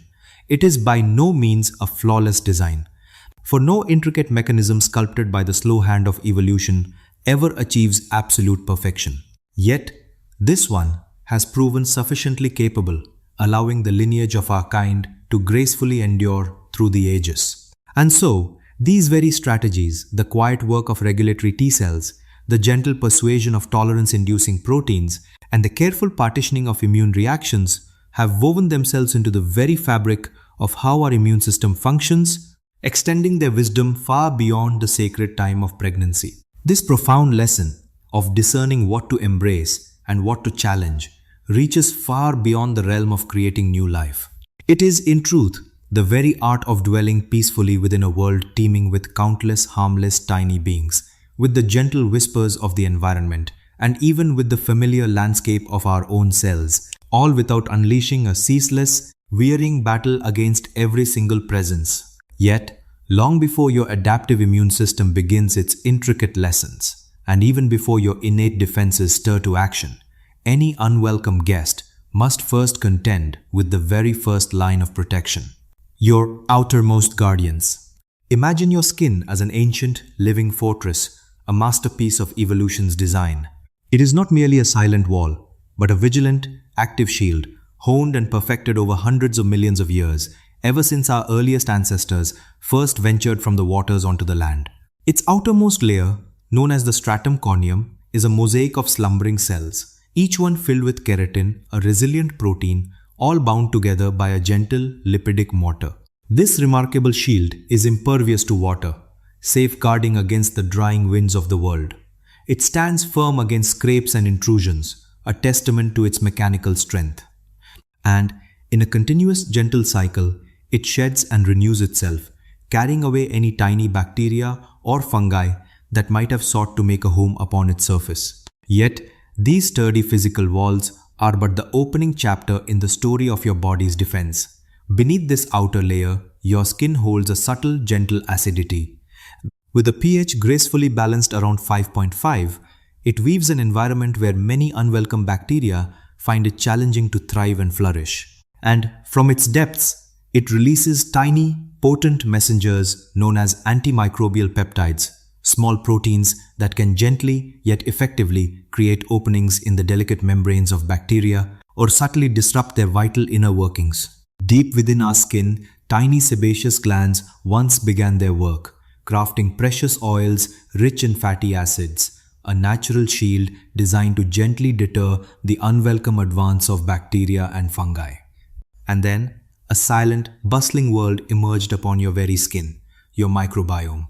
Trillions of tiny beings, bacteria, fungi, and countless other microorganisms took up residence, quietly vying with any potential invaders for precious sustenance and territory.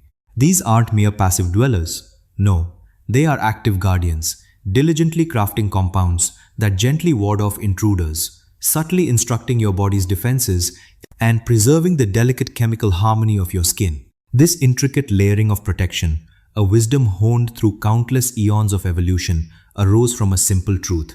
The skin's outer wall would inevitably face breaches, a small cut, a gentle scrape, an insect's fleeting touch, or the warmth of a burn.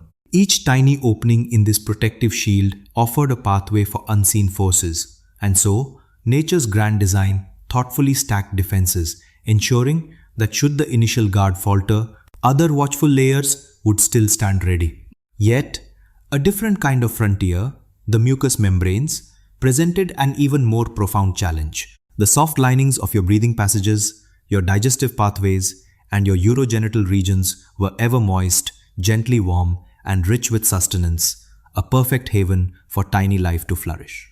Unlike the skin's sturdy outer shell, these delicate surfaces could not form an impenetrable wall, for they were tasked with allowing the gentle exchange of vital gases, the absorption of precious nutrients, and other essential life-sustaining processes. Thus, the mucous membranes adopted their own unique and clever strategies. They were cloaked in a soft, viscous mucus, a wondrous, intricate gel imbued with proteins that gently fought microbes, watchful antibodies, and protective enzymes.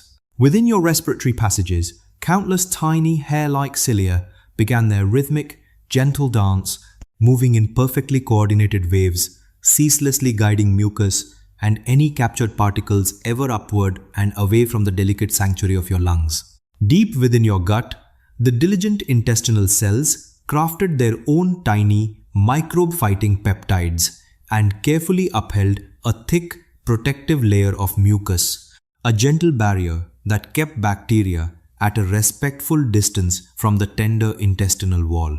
Even your gentle tears, your soothing saliva, and other precious bodily fluids held a secret, lysozyme, a special enzyme designed to softly dissolve the sturdy walls of unwelcome bacteria. Within them also resided lactoferrin, a clever protein that gently gathered up the vital iron, denying it to any bacteria that sought to flourish. And, of course, they held watchful antibodies, specially crafted to gently embrace pathogens, preventing them from clinging to your precious cells. Each of these remarkable defenses, you see, slowly took shape over countless generations, a direct answer to the particular trials and tribulations our ancient forebears encountered. The intricate antimicrobial system of the respiratory tract grew ever more refined as the earliest mammals began to breathe more rapidly and live with higher energy, thus encountering more of the unseen world around them. Meanwhile, the watchful immune system within the gut slowly adapted, responding to the varied bounty of ancient diets and the ceaseless presence of bacteria that came with every meal consumed. Indeed, every delicate facet of these protective shields whispers a tale of ancient evolutionary pressures, of ancestors who gently endured infections because, perhaps, their mucus held slightly more potent microbe-fighting peptides, or their skin's gentle acidity was just a touch less welcoming to certain tiny invaders. And these profound stories continue to gently unfold, for we are still, even now, softly co-evolving with the microbial world around us, ever adapting, ever changing in response to the subtle pressures of unseen pathogens. And this gentle journey through time now leads us to what may be considered the most profound understanding of our body's defenses to emerge in recent memory. Indeed, we are not merely solitary beings. Rather, within each of us resides a vibrant, living ecosystem. Within your very form, bacterial cells dwell in numbers nearly equal to, or perhaps even surpassing, your own human cells. These tiny life forms, known collectively as your microbiome, gracefully inhabit your skin, your mouth, your gut, and every delicate surface that meets the world beyond.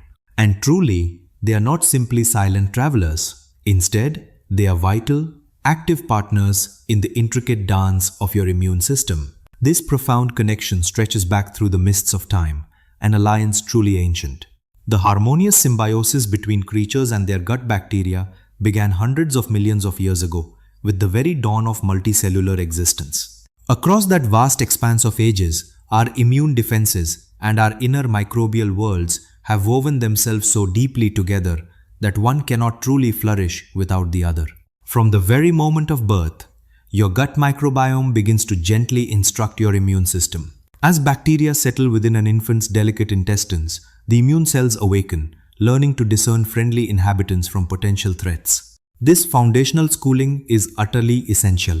Observations from germ-free mice, creatures nurtured in environments entirely devoid of microbes, reveal that without this early exposure, their immune systems fail to mature correctly. Such animals possess underdeveloped lymphoid tissues, generate fewer protective antibodies, and react unwisely when faced with danger. Yet, the microbiome does not merely impart its wisdom during infancy and then recede. Nay, it remains a steadfast guardian, continuously guiding and balancing immune responses throughout one's entire journey. Some particular bacterial species craft short-chain fatty acids, gentle compounds that soothe inflammation. Others, in their wisdom, encourage the growth of regulatory T cells, which stand as sentinels against the body turning upon itself. Indeed, certain bacteria even bestow vital vitamins, nurturing the very function of our immune cells. This is a bond, you see, meticulously sculpted across the vast eons of evolutionary history. A span of time during which the immune systems of our forebears learned to anticipate and utterly rely upon these tiny, indispensable microbial companions. In return, these diligent bacteria find solace and sustenance within a stable, nutrient-rich haven, and we, in turn, are blessed by their remarkable metabolic prowess, their vigilant defense against harmful invaders, and their profound guidance in shaping and balancing our immune defenses. Yet, even such a venerable alliance, forged in the distant past, can unfortunately give rise to new fragilities in our modern age. The widespread use of antibiotics, though often necessary, can sadly lay waste to this delicate microbial community, eradicating beneficial species, and thereby permitting opportunistic pathogens to thrive unchecked. Similarly, a cesarean delivery, while a life-saving intervention, circumvents the natural and vital microbial seeding that typically unfolds during a vaginal birth. And alas, the dietary choices of our contemporary world may fail to nurture the rich bacterial diversity that our immune systems, through countless generations, have come to anticipate and depend upon. Thus, when this intricate microbial tapestry is disturbed, the very strength and harmony of our immune function inevitably wane. Across the lands where industry took root, a notable rise has been observed in ailments of the immune system, such as autoimmune disorders, allergic reactions, and various inflammatory states. Many learned minds of our era suggest that this unfolding pattern is, in part, a consequence of the subtle alterations within our own microbial landscapes. Indeed, we have, perhaps unwittingly, fashioned surroundings that our body's ancient defense mechanisms no longer readily comprehend. This is not due to a fundamental change within ourselves, for the very blueprint of our being, our genes, remains remarkably akin to those who walked the earth 10 millennia past. Rather, it is because we have altered the unseen companions dwelling within us, causing our immune systems, which anticipate specific bacterial communications, to falter when they receive different ones, or none whatsoever. Herein lies a clear illustration of evolution's gentle, unhurried pace, now brought into plain view. Our body's intricate defenses were once finely tuned to a microbial world that, for a great many of us, has now vanished. Yet, venturing beyond the realm of each individual's unique immune systems and their microscopic allies, a deeper layer of this grand narrative unfolds. A layer that reveals itself across the vast tapestry of an entire populace. Consider this marvel. No two individuals, not even those born as identical twins, possess precisely the same immune defenses. The vast array of protective antibodies you craft through the wondrous dance of random genetic recombination is singularly your own. Furthermore, your personal chronicle of past infections and the wise memory cells your body has forged in response to them remains distinct to you. Even the intricate world of your microbiome, sculpted by the circumstances of your birth, the nourishment you consume, The world around you, and all your life's encounters, is a tapestry woven uniquely for you. This profound tapestry of individual difference is no mere happenstance. Instead, it represents a cunning strategy for survival, one that has been carefully honed across vast stretches of evolutionary time, precisely because the tiny agents of disease adapt with such remarkable swiftness. Consider that a single bacterium possesses the ability to multiply its kind every 20 minutes, and a virus, within the confines of a single afflicted host, can unleash countless billions of its progeny. And with each successive replication, there arises the possibility of a subtle alteration, a mutation, which serves as the very raw material for life's grand evolutionary adaptation. Imagine, if you will, a time when every human shared an identical shield against the unseen world, a tiny foe. Once it learned to slip past one person's defenses, could then effortlessly bypass the protection of all. A tiny invader, perfectly honed to flourish within one host, would then find every other body just as welcoming, unleashing a wave of sickness across the entire world. Such a scenario would unleash a universal and catastrophic plague. Yet, thankfully, we are not all cast from the same mold. A cunning virus that might silence one person's interferon response could well be recognized and thwarted by another's watchful antibodies. Similarly, a tiny bacterium, clever enough to elude one person's ancient complement system, might find itself swiftly consumed by another's vigilant neutrophils. This wondrous tapestry of immunological diversity ensures that even the newest, most cunning invaders encounter a varied landscape of defenses. While some individuals within any community may indeed prove vulnerable to a fresh peril, others, by a fortunate twist of fate, will possess immune systems perfectly poised to repel the emerging disease. These fortunate souls endure, they flourish, and they pass on the very genetic blueprints that granted them such resilience. And so, through the slow turning of generations, the entire community grows stronger, more resistant to the unseen threats. This, my friends, is the grand dance of evolution, unfolding before our very eyes within the span of human history. It explains why certain peoples now stand firm against ancient scourges that once brought their ancestors to their knees centuries past. It is the very reason why genetic gifts, offering protection against the likes of malaria or tuberculosis, have flourished and spread throughout lands where these ailments have long held sway. Yet, here lies a curious twist in this tale. The very immune variations that offer a shield against one particular foe might, in turn, leave us more open to other dangers, or to the body's own defenses turning inward, or to the sensitivities we call allergies. Consider the sickle cell trait, a remarkable defense against malaria's grip, yet one that can, alas, bring forth the weakness of anemia. And certain HLA variants, known for their powerful stand against viral invaders, are also, quite mysteriously, connected to those conditions where the body's own immune system mistakenly attacks itself. Evolution, you see, does not strive for an ideal perfection. Rather, it finely tunes life for survival and the continuation of species within the unique tapestry of their surroundings. Thus, in lands teeming with unseen threats, the profound advantages of a varied immune system, both for each person and for the entire community, far surpass any burdens it might carry. And so, we remain a diverse people, each with our own strengths and vulnerabilities, protected in different ways, not by some grand design, but by the ceaseless, refining hand of evolutionary selection, working its magic across countless generations, spanning hundreds of thousands of years. This, then, is the quiet, enduring saga of our immune system's journey through time.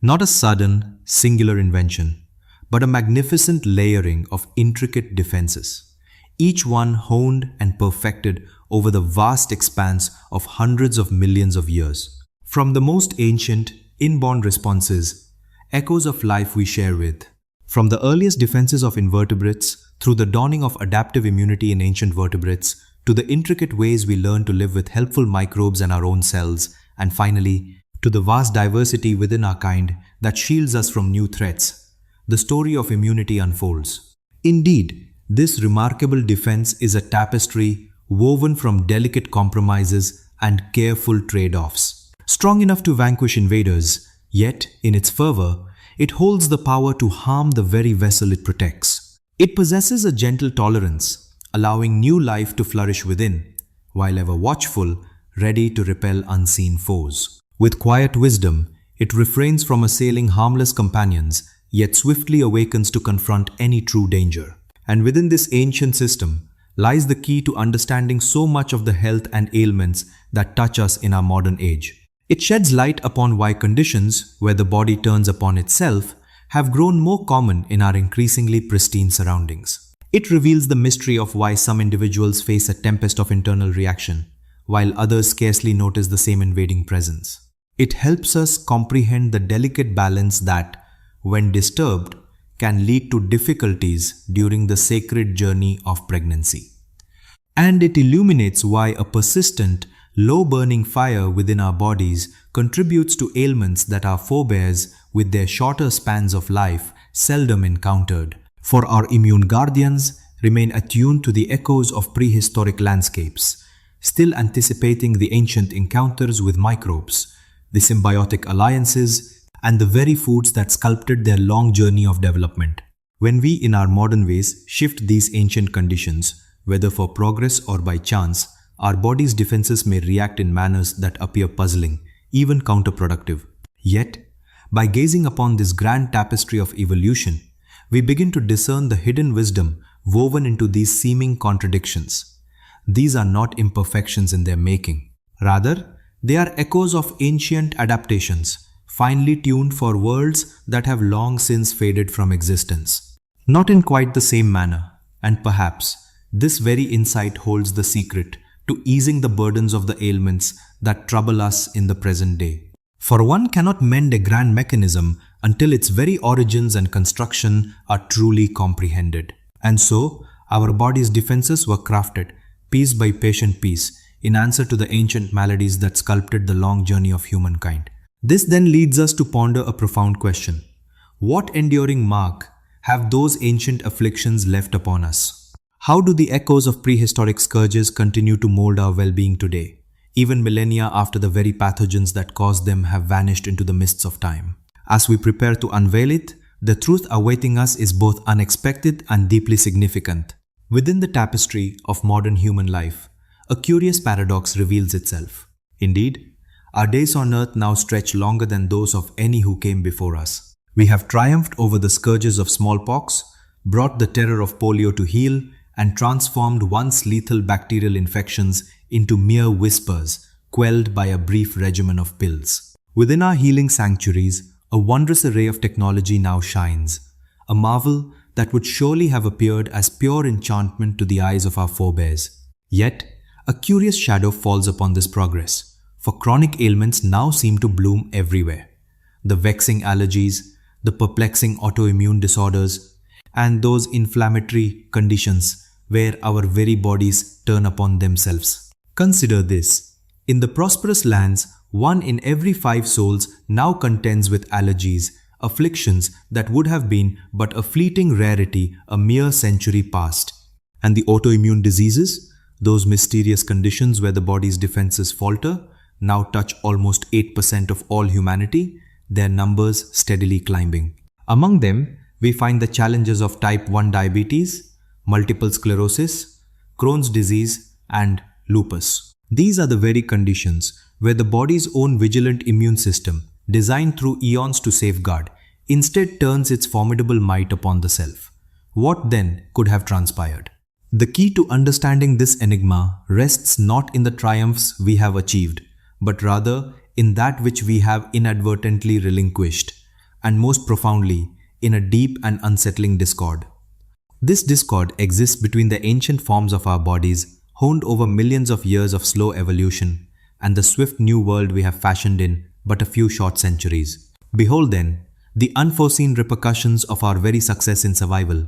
Let us now turn our gaze to a concept that has profoundly reshaped our understanding of the ailments of our age. It is known as the mismatch hypothesis. Imagine, if you will, the human immune system as a steadfast army, one meticulously trained, fully equipped, and exquisitely refined across countless millennia of unceasing vigilance and conflict. Each generation that endured did so by virtue of their immune system's prowess in confronting particular dangers.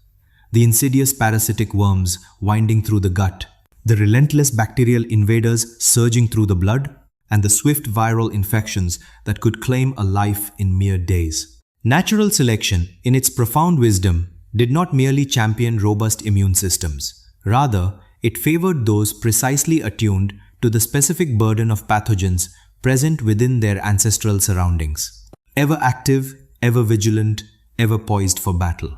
Yet, here lies the heart of this tale, both captivating and sorrowful in equal measure. That ancient world, that very environment, has now vanished.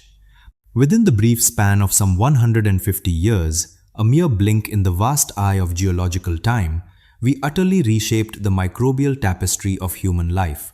We erected grand systems for sanitation, purified the very waters we drank, brought forth the marvel of antibiotics, and forged the protective shield of vaccines.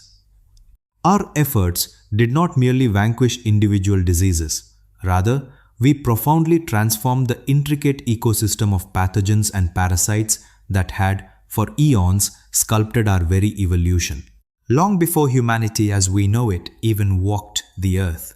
And so, our ancient immune systems, ever loyal, continue to muster for a war that has, in truth, long since concluded. Now, let us ponder the profound implications of this transformation, down to the very cellular fabric of our being.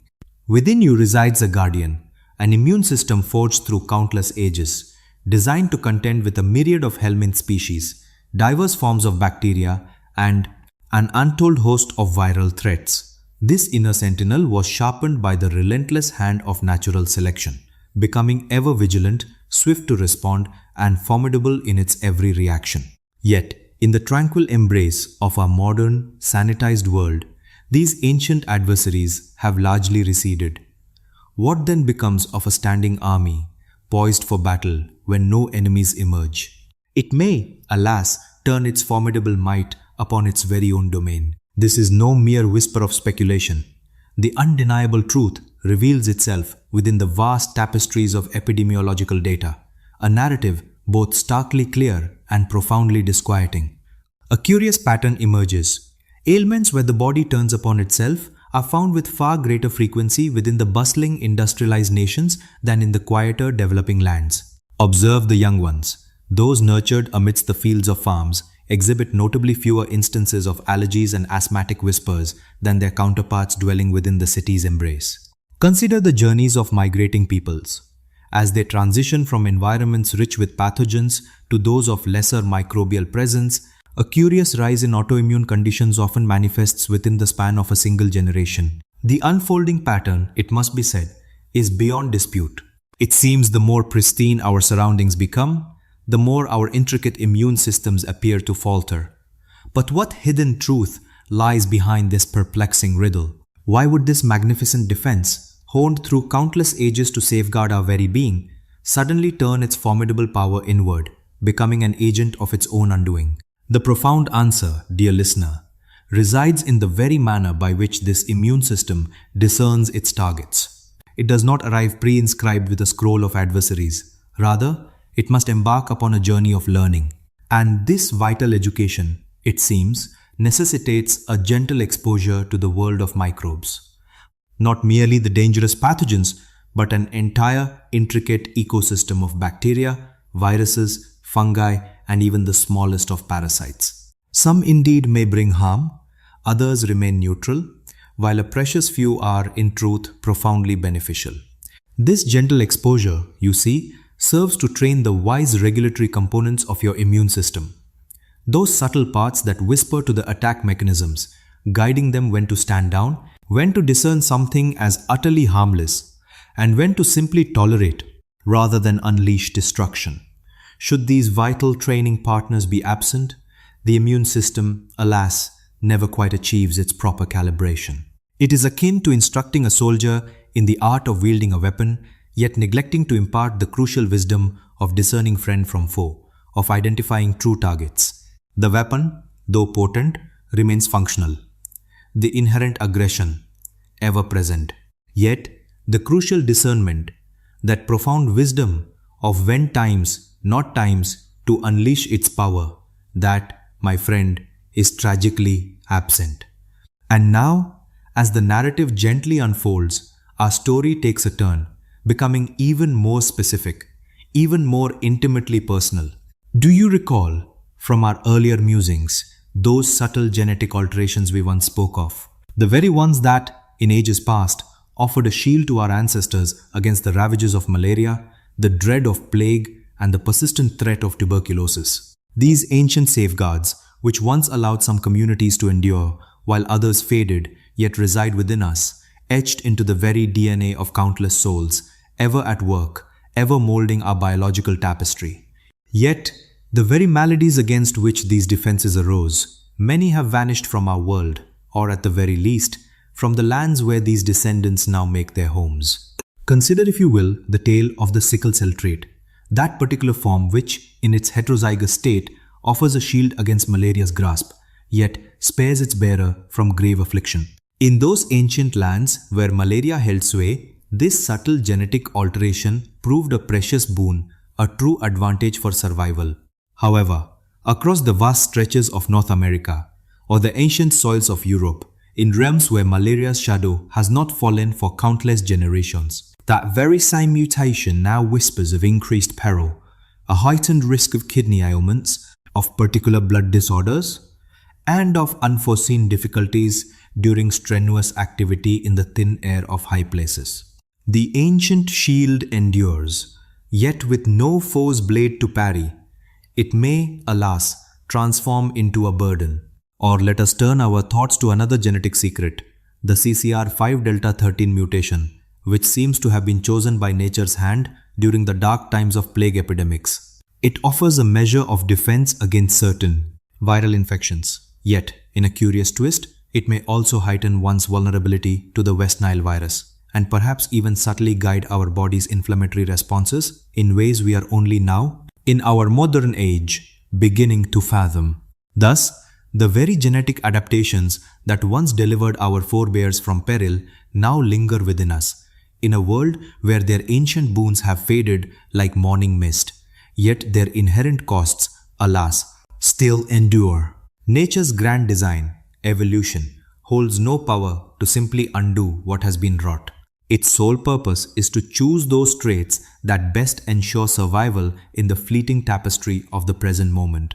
Once a particular genetic alteration has woven itself throughout a community, it tends to linger until its disadvantages grow so profound that nature's hand begins to select against it. A slow, deliberate dance unfolding across the span of countless generations. And for us, humankind in this modern age, where the healing arts can often mend or mitigate these very effects, that ancient selective pressure may, perhaps, never truly arrive. Thus, we carry within us genetic inheritances, ancient scripts penned for a world vastly different from our own. But let us delve yet deeper into this curious discord, for there exists a hypothesis, both gracefully conceived and subtly unsettling in its profound implications. It bears the name the Old Friends Hypothesis, and it gently reshapes our understanding of our ancient bond with parasites and pathogens, daring to question the very foundations of our beliefs concerning cleanliness and robust health. The essence of this hypothesis unfolds thusly. For not every living creature that shared a dwelling with or resided upon our ancient ancestors was, in truth, an adversary.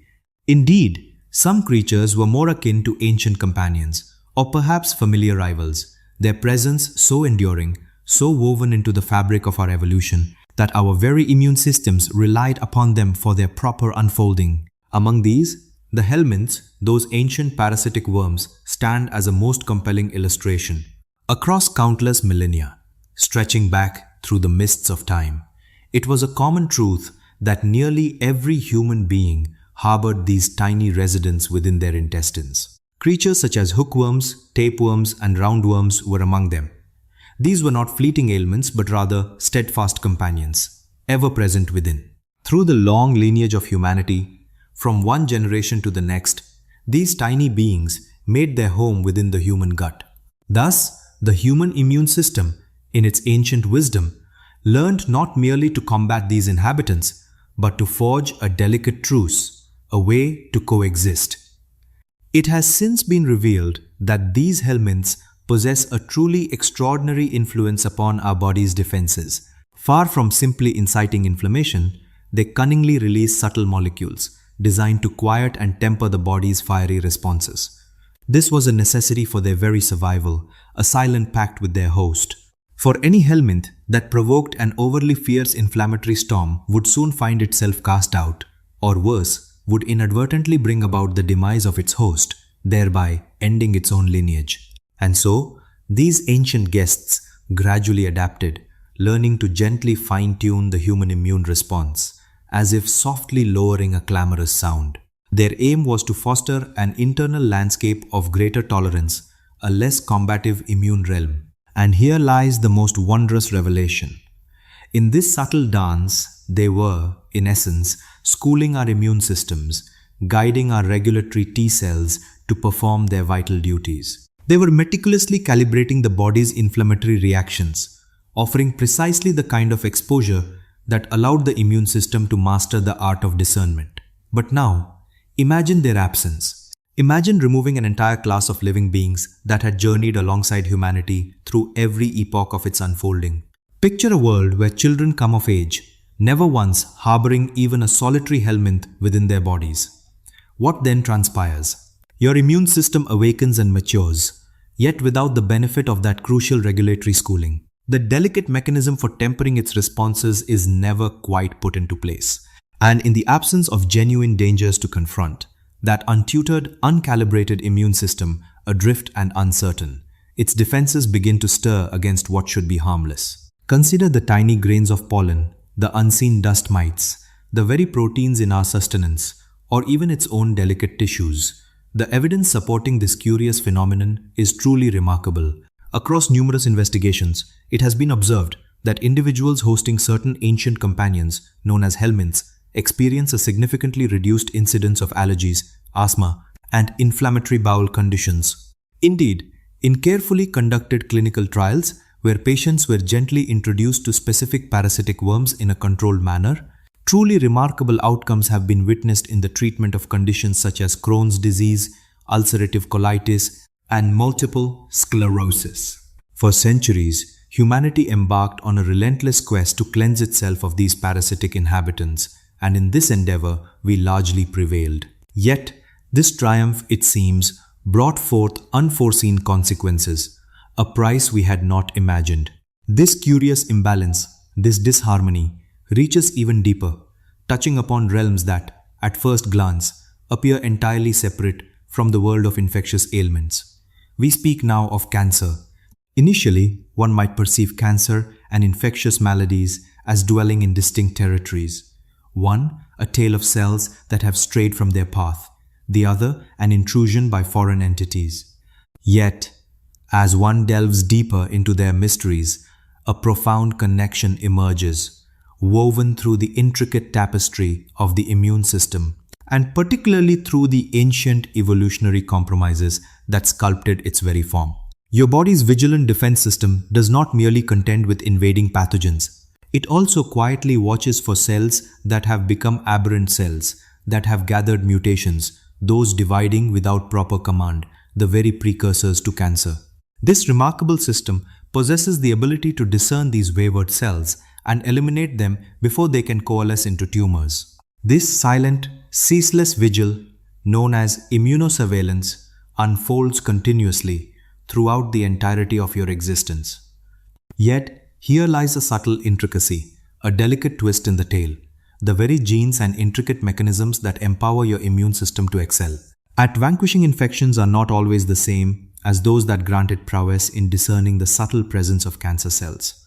Indeed, a delicate balance often exists, a kind of ancient compromise. Genes that orchestrate vigorous inflammatory reactions prove invaluable when confronted with a deadly bacterial invasion. These mechanisms swiftly gather their forces, launching a rapid assault. They significantly enhance the likelihood of your survival against grave threats such as sepsis, pneumonia, or cholera. Yet, cancer cells, they present a more elusive challenge. They are, in essence, a part of you, merely altered in a subtle way. They do not bear the unmistakable molecular hallmarks of bacteria or viruses. To uncover their presence demands a system of surveillance far more refined and subtle, rather than one of sheer, overwhelming power.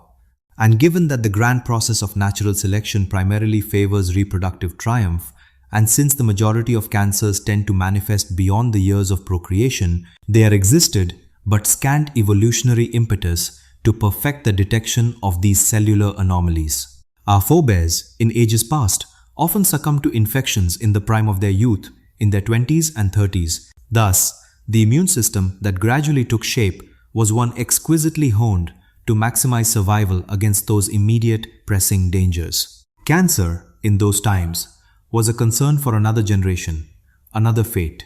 Natural selection, in its ancient wisdom, held no regard for it.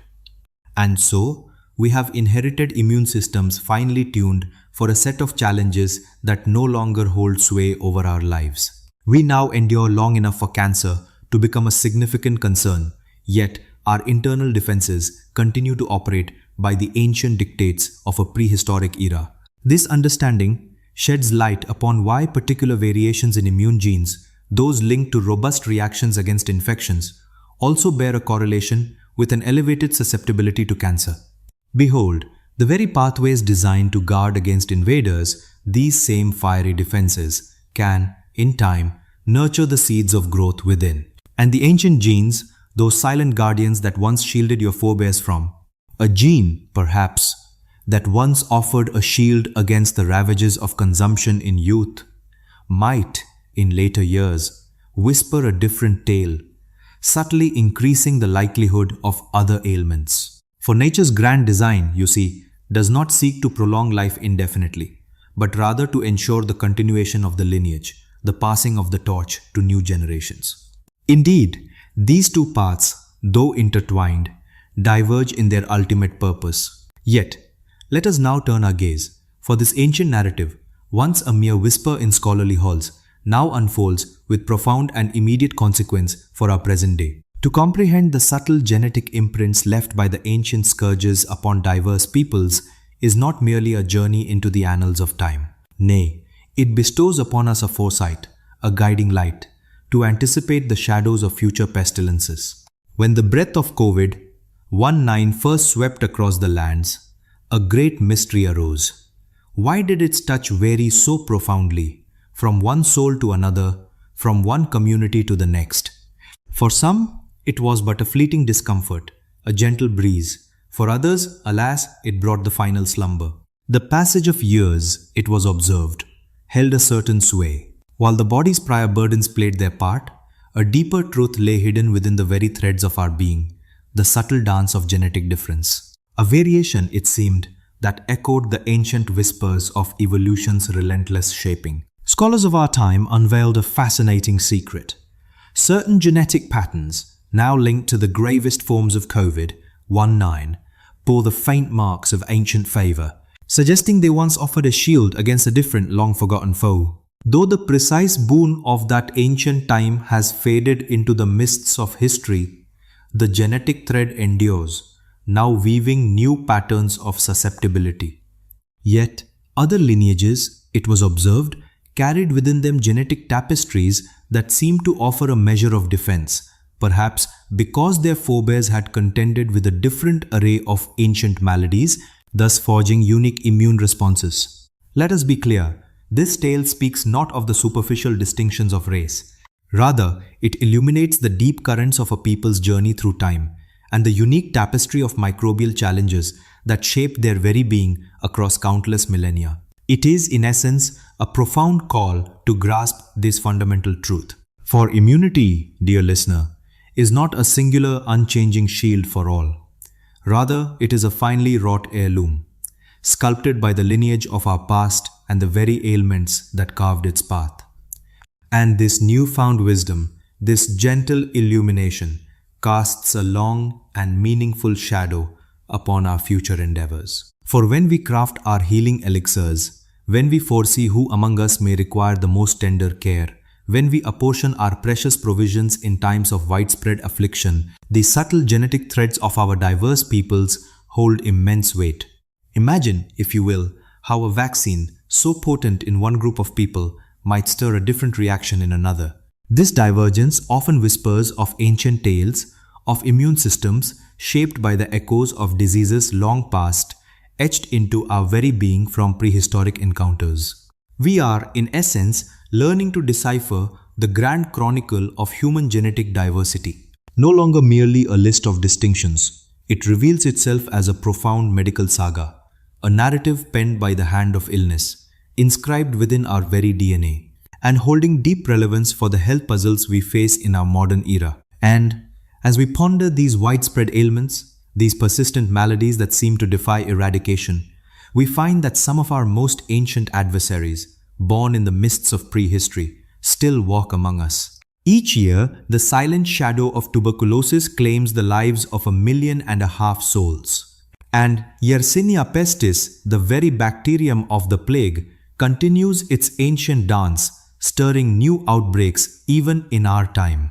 These are not simply illnesses we have neglected to vanquish. Rather, they are formidable foes that resist easy eradication.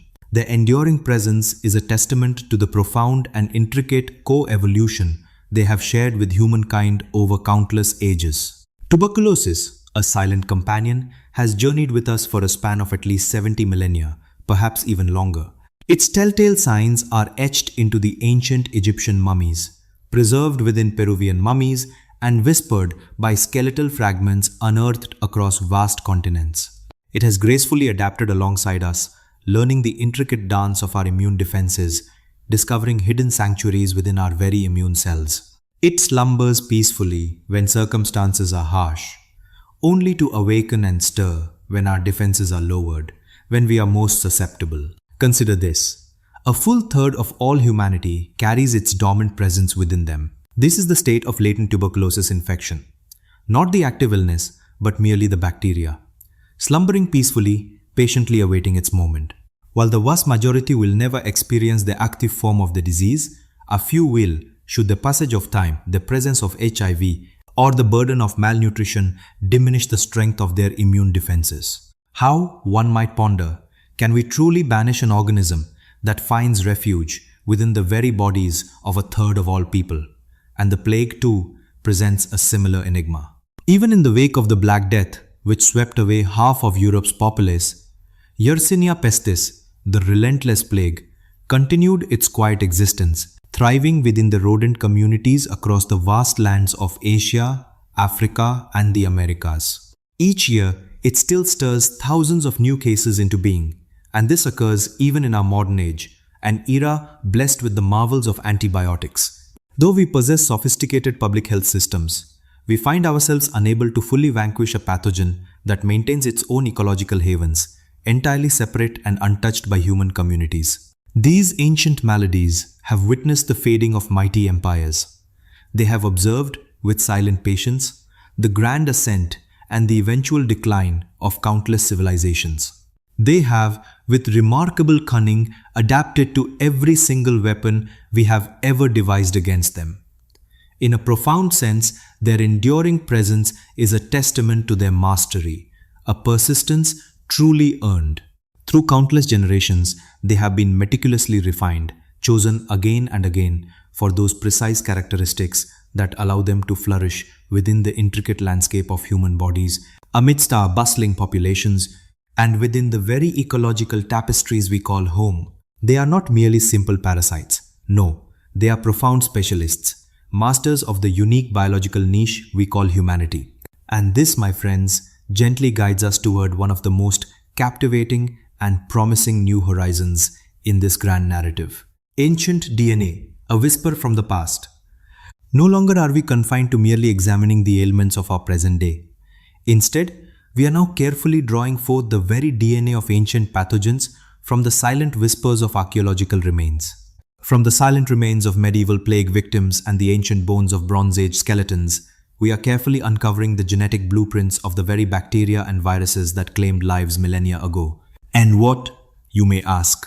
The knowledge we are now gaining is profoundly reshaping our entire comprehension of the long saga of infectious diseases. We have unearthed how the ancient plague bacterium itself, underwent a remarkable journey of genetic transformation across the centuries, waxing and waning in its potency, ever adapting and evolving in concert with the human communities it encountered. It was revealed to us that the tuberculosis strains present in pre-Columbian America possessed a distinct genetic lineage from those found in Europe, hinting at separate evolutionary paths and even ancient voyages across the vast oceans long preceding any European arrival. Within the ancient remains of the Viking era, we have discerned the very DNA of smallpox, thereby extending the known history of this formidable illness much further back in time across the European continent. Through the meticulous genetic examination of these ancient microbial foes, we have successfully charted the earliest beginnings of afflictions such as syphilis, leprosy, and typhoid. Yet, this endeavor transcends mere historical intrigue. It profoundly instructs us on the very mechanisms by which pathogens transform, how they find new ways to thrive, which genetic shifts amplify their peril, and what environmental or societal influences propel their ongoing evolution. And all these profound insights from the distant past hold immediate and vital significance for the new infectious diseases that emerge in our world today. When a novel pathogen makes its appearance, be it a new strain like Ebola, Zika, or the next unseen coronavirus, it becomes imperative for us to foresee its evolutionary trajectory. Will its ability to spread increase, or will its deadliness intensify? Will it learn to circumvent the defenses of our human immune systems? The very DNA of these ancient pathogens offers us a profound chronicle, detailing precisely how these intricate processes have unfolded across the annals of time. It serves as an ancient playbook of evolution, and through its careful study, we are gradually learning to foresee what challenges may yet lie ahead. In essence, we are deciphering the profound, ancient narrative of how human pathogens have evolved, and by doing so, we are better equipping ourselves for the future.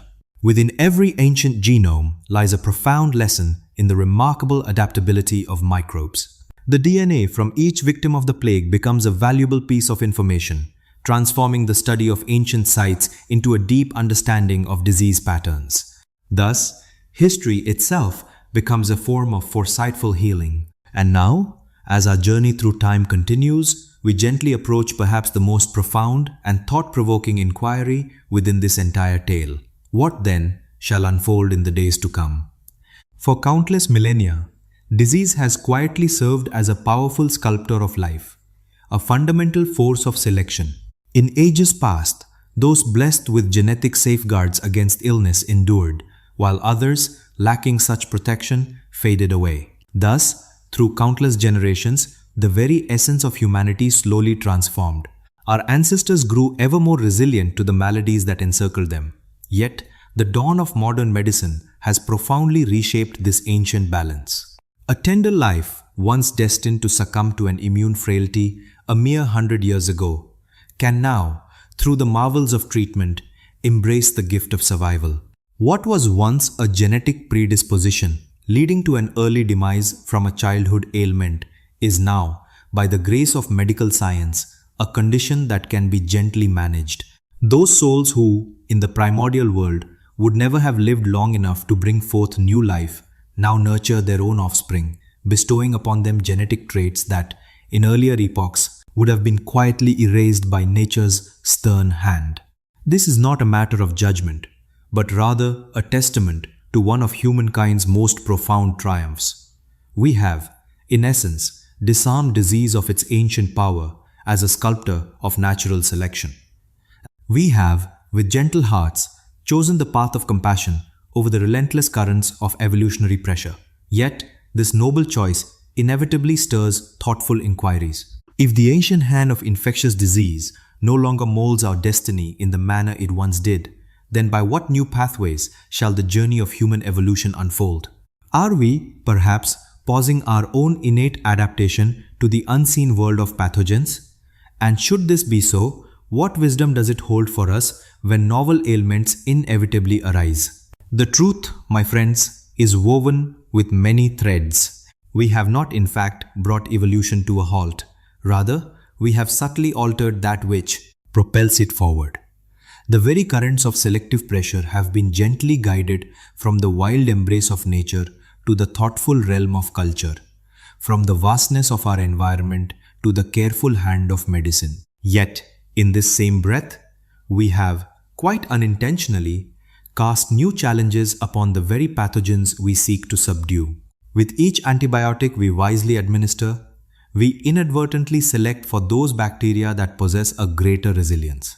And with every protective vaccine we painstakingly craft, we gently compel viruses to embark upon their own journey of evolving new forms. Indeed, every thoughtful medical intervention we undertake inadvertently places an evolutionary demand upon the tiny organisms we strive so diligently to manage.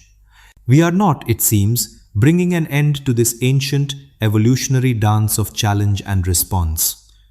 Instead, we are, in a sense, quickening its pace and subtly altering the very grounds upon which this timeless struggle unfolds. For the unseen pathogens, too, continue their ceaseless journey of transformation. And so, the whisper of antibiotic resistance now spreads more swiftly than our brightest minds can conjure forth new remedies. In the quiet annals of time, we observe viruses, ever shifting, learning to navigate the very defenses we craft against them. And so too, the ancient fungi, in their silent growth, begin to shrug off the remedies designed to quell their spread. Yet, a truth, perhaps a little unsettling, gently unfolds before us. For these tiny, unseen adversaries, the pathogens possess a swiftness in their evolution that far outpaces our own. Their lives are brief, their numbers vast, and their changes frequent. What takes us countless ages, perhaps even millennia, to alter within our very essence, they accomplish in but a few short years, responding to the pressures of their world. Thus, the unfolding story of humanity's dance with these microscopic beings will not, it seems, be one where our own bodies transform to repel them. No, that chapter has, for the most part, closed. Rather, it is the swift advancement of our ingenuity, our technology, that must strive to outpace their relentless, silent shifts. A quiet contest unfolds, a timeless struggle between the subtle evolution of the microbial world and the boundless creativity of humankind, with the very fabric of our existence hanging in the balance. And so, we find ourselves here, in this present moment, the living legacy of countless generations, who, against all odds, endured. Within the very threads of our being, each one of us carries the faint, whispered memories, the genetic echoes of ancient maladies that once swept through populations, claiming untold numbers. Consider the subtle genetic shifts that once offered a shield against the ravages of malaria, or the unique immune responses forged and favored by the dark shadow of the plague, and the intricate inflammatory pathways within us, finely tuned and balanced over countless millennia, shaped by the persistent presence of parasitic life. We are not born as empty vessels, but rather as intricate tapestries, woven with countless layers of evolutionary wisdom, each thread a response to the ancient perils our forebears bravely confronted. Yet, these very layers, so vital in times past, do not always align harmoniously with the tranquil world we have since fashioned for ourselves.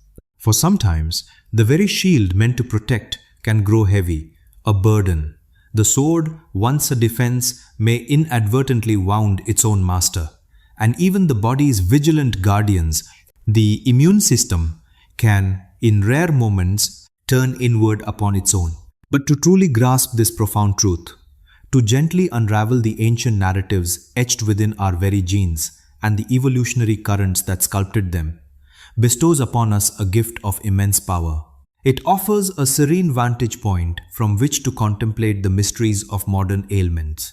It illuminates the quiet reasons why certain communities across the tapestry of humanity may find themselves more susceptible to particular conditions. And in its gentle wisdom, it guides the careful crafting of new defenses and informs our thoughtful responses when the world faces widespread challenges. From these ancient whispers, new pathways emerge, hinting at remedies for the body's own rebellions, for ailments of the immune system and the sensitivities we call allergies. It gently reminds us that our existence is woven into the grand tapestry of nature, never truly apart, forever bound by the ancient currents of evolution. Though our tools may reach for the stars, we remain creatures of this earth, sculpted by the patient hand of natural selection, bearing within us the biological echoes of every trial our ancestors bravely endured. And perhaps, above all, it softly whispers a truth. The timeless ballet between humankind and illness has not yet reached its final act. Indeed, this ancient rhythm, it never truly ceases. It is a profound, ancient cadence, one that resonated long before our species walked the earth and will echo on through the ages, long after our own time has passed. We are but the present performers in this grand, enduring spectacle, striving to match its tempo, to endure the melodies yet to come. And through all the epochs, against challenges that would have surely daunted our earliest forebears, we continue to move, to dance, to persist. Thus, we arrive at this understanding, the eternal, intricate dance between the human spirit and the forces of illness. And so, our journey through time brings us to this quiet moment, a path that began countless millennia ago, when our ancient ancestors first stirred upon this world. They first met unseen adversaries, nameless and formless, beyond their comprehension. Yet, against the most improbable of fates, they found a way to endure. We have followed the winding river of time, from the earliest ailments born in the fertile earth and grains of our first settled homes, through the indelible genetic imprints that still reside within our very being, from the intricate tapestry of HLA diversity, the enduring legacy of sickle cell, and the gift of lactose tolerance, to the great pestilences that sculpted human populations with the patient, relentless hand of a master carver. Each affliction, in its turn, etched its indelible signature upon us. With every surge of illness, the very genetic narrative of humankind was subtly, yet profoundly, repenned. And now, we arrive at a profound, humbling revelation, one that has quietly guided our exploration throughout this entire journey. It is not merely in defiance of diseases that we have come to be. Rather, our very being, our very evolution, has been shaped and forged by their presence. Each encounter with infection served as a crucible, a profound trial. Every widespread pestilence, a silent, powerful filter, refining the very essence of life. Indeed, these unseen pathogens sculpted our very being, just as profoundly as the crafting of tools, the mastery of fire, or the gift of language. In their silent dance, they forged the essence of who we have become. Yet, this ancient saga, dear listener, continues to unfold even now. The recent shadow of COVID-19, you see, was no mere anomaly in time. Rather, it was but the newest stanza in humanity's most enduring ancient melody. And so, new chapters of widespread illness are destined to arrive. Fresh maladies shall emerge, ever probing the resilience of our immune defenses, the very fabric of our genetics, and the patterns of our daily lives, for they too are ceaselessly evolving. This intricate, timeless dance, it never truly ceases. It merely shifts its rhythm, its pace, through the ages. How truly fortunate we are to dwell within this fleeting, wondrous epoch, where the marvels of modern medicine can offer solace and intervention.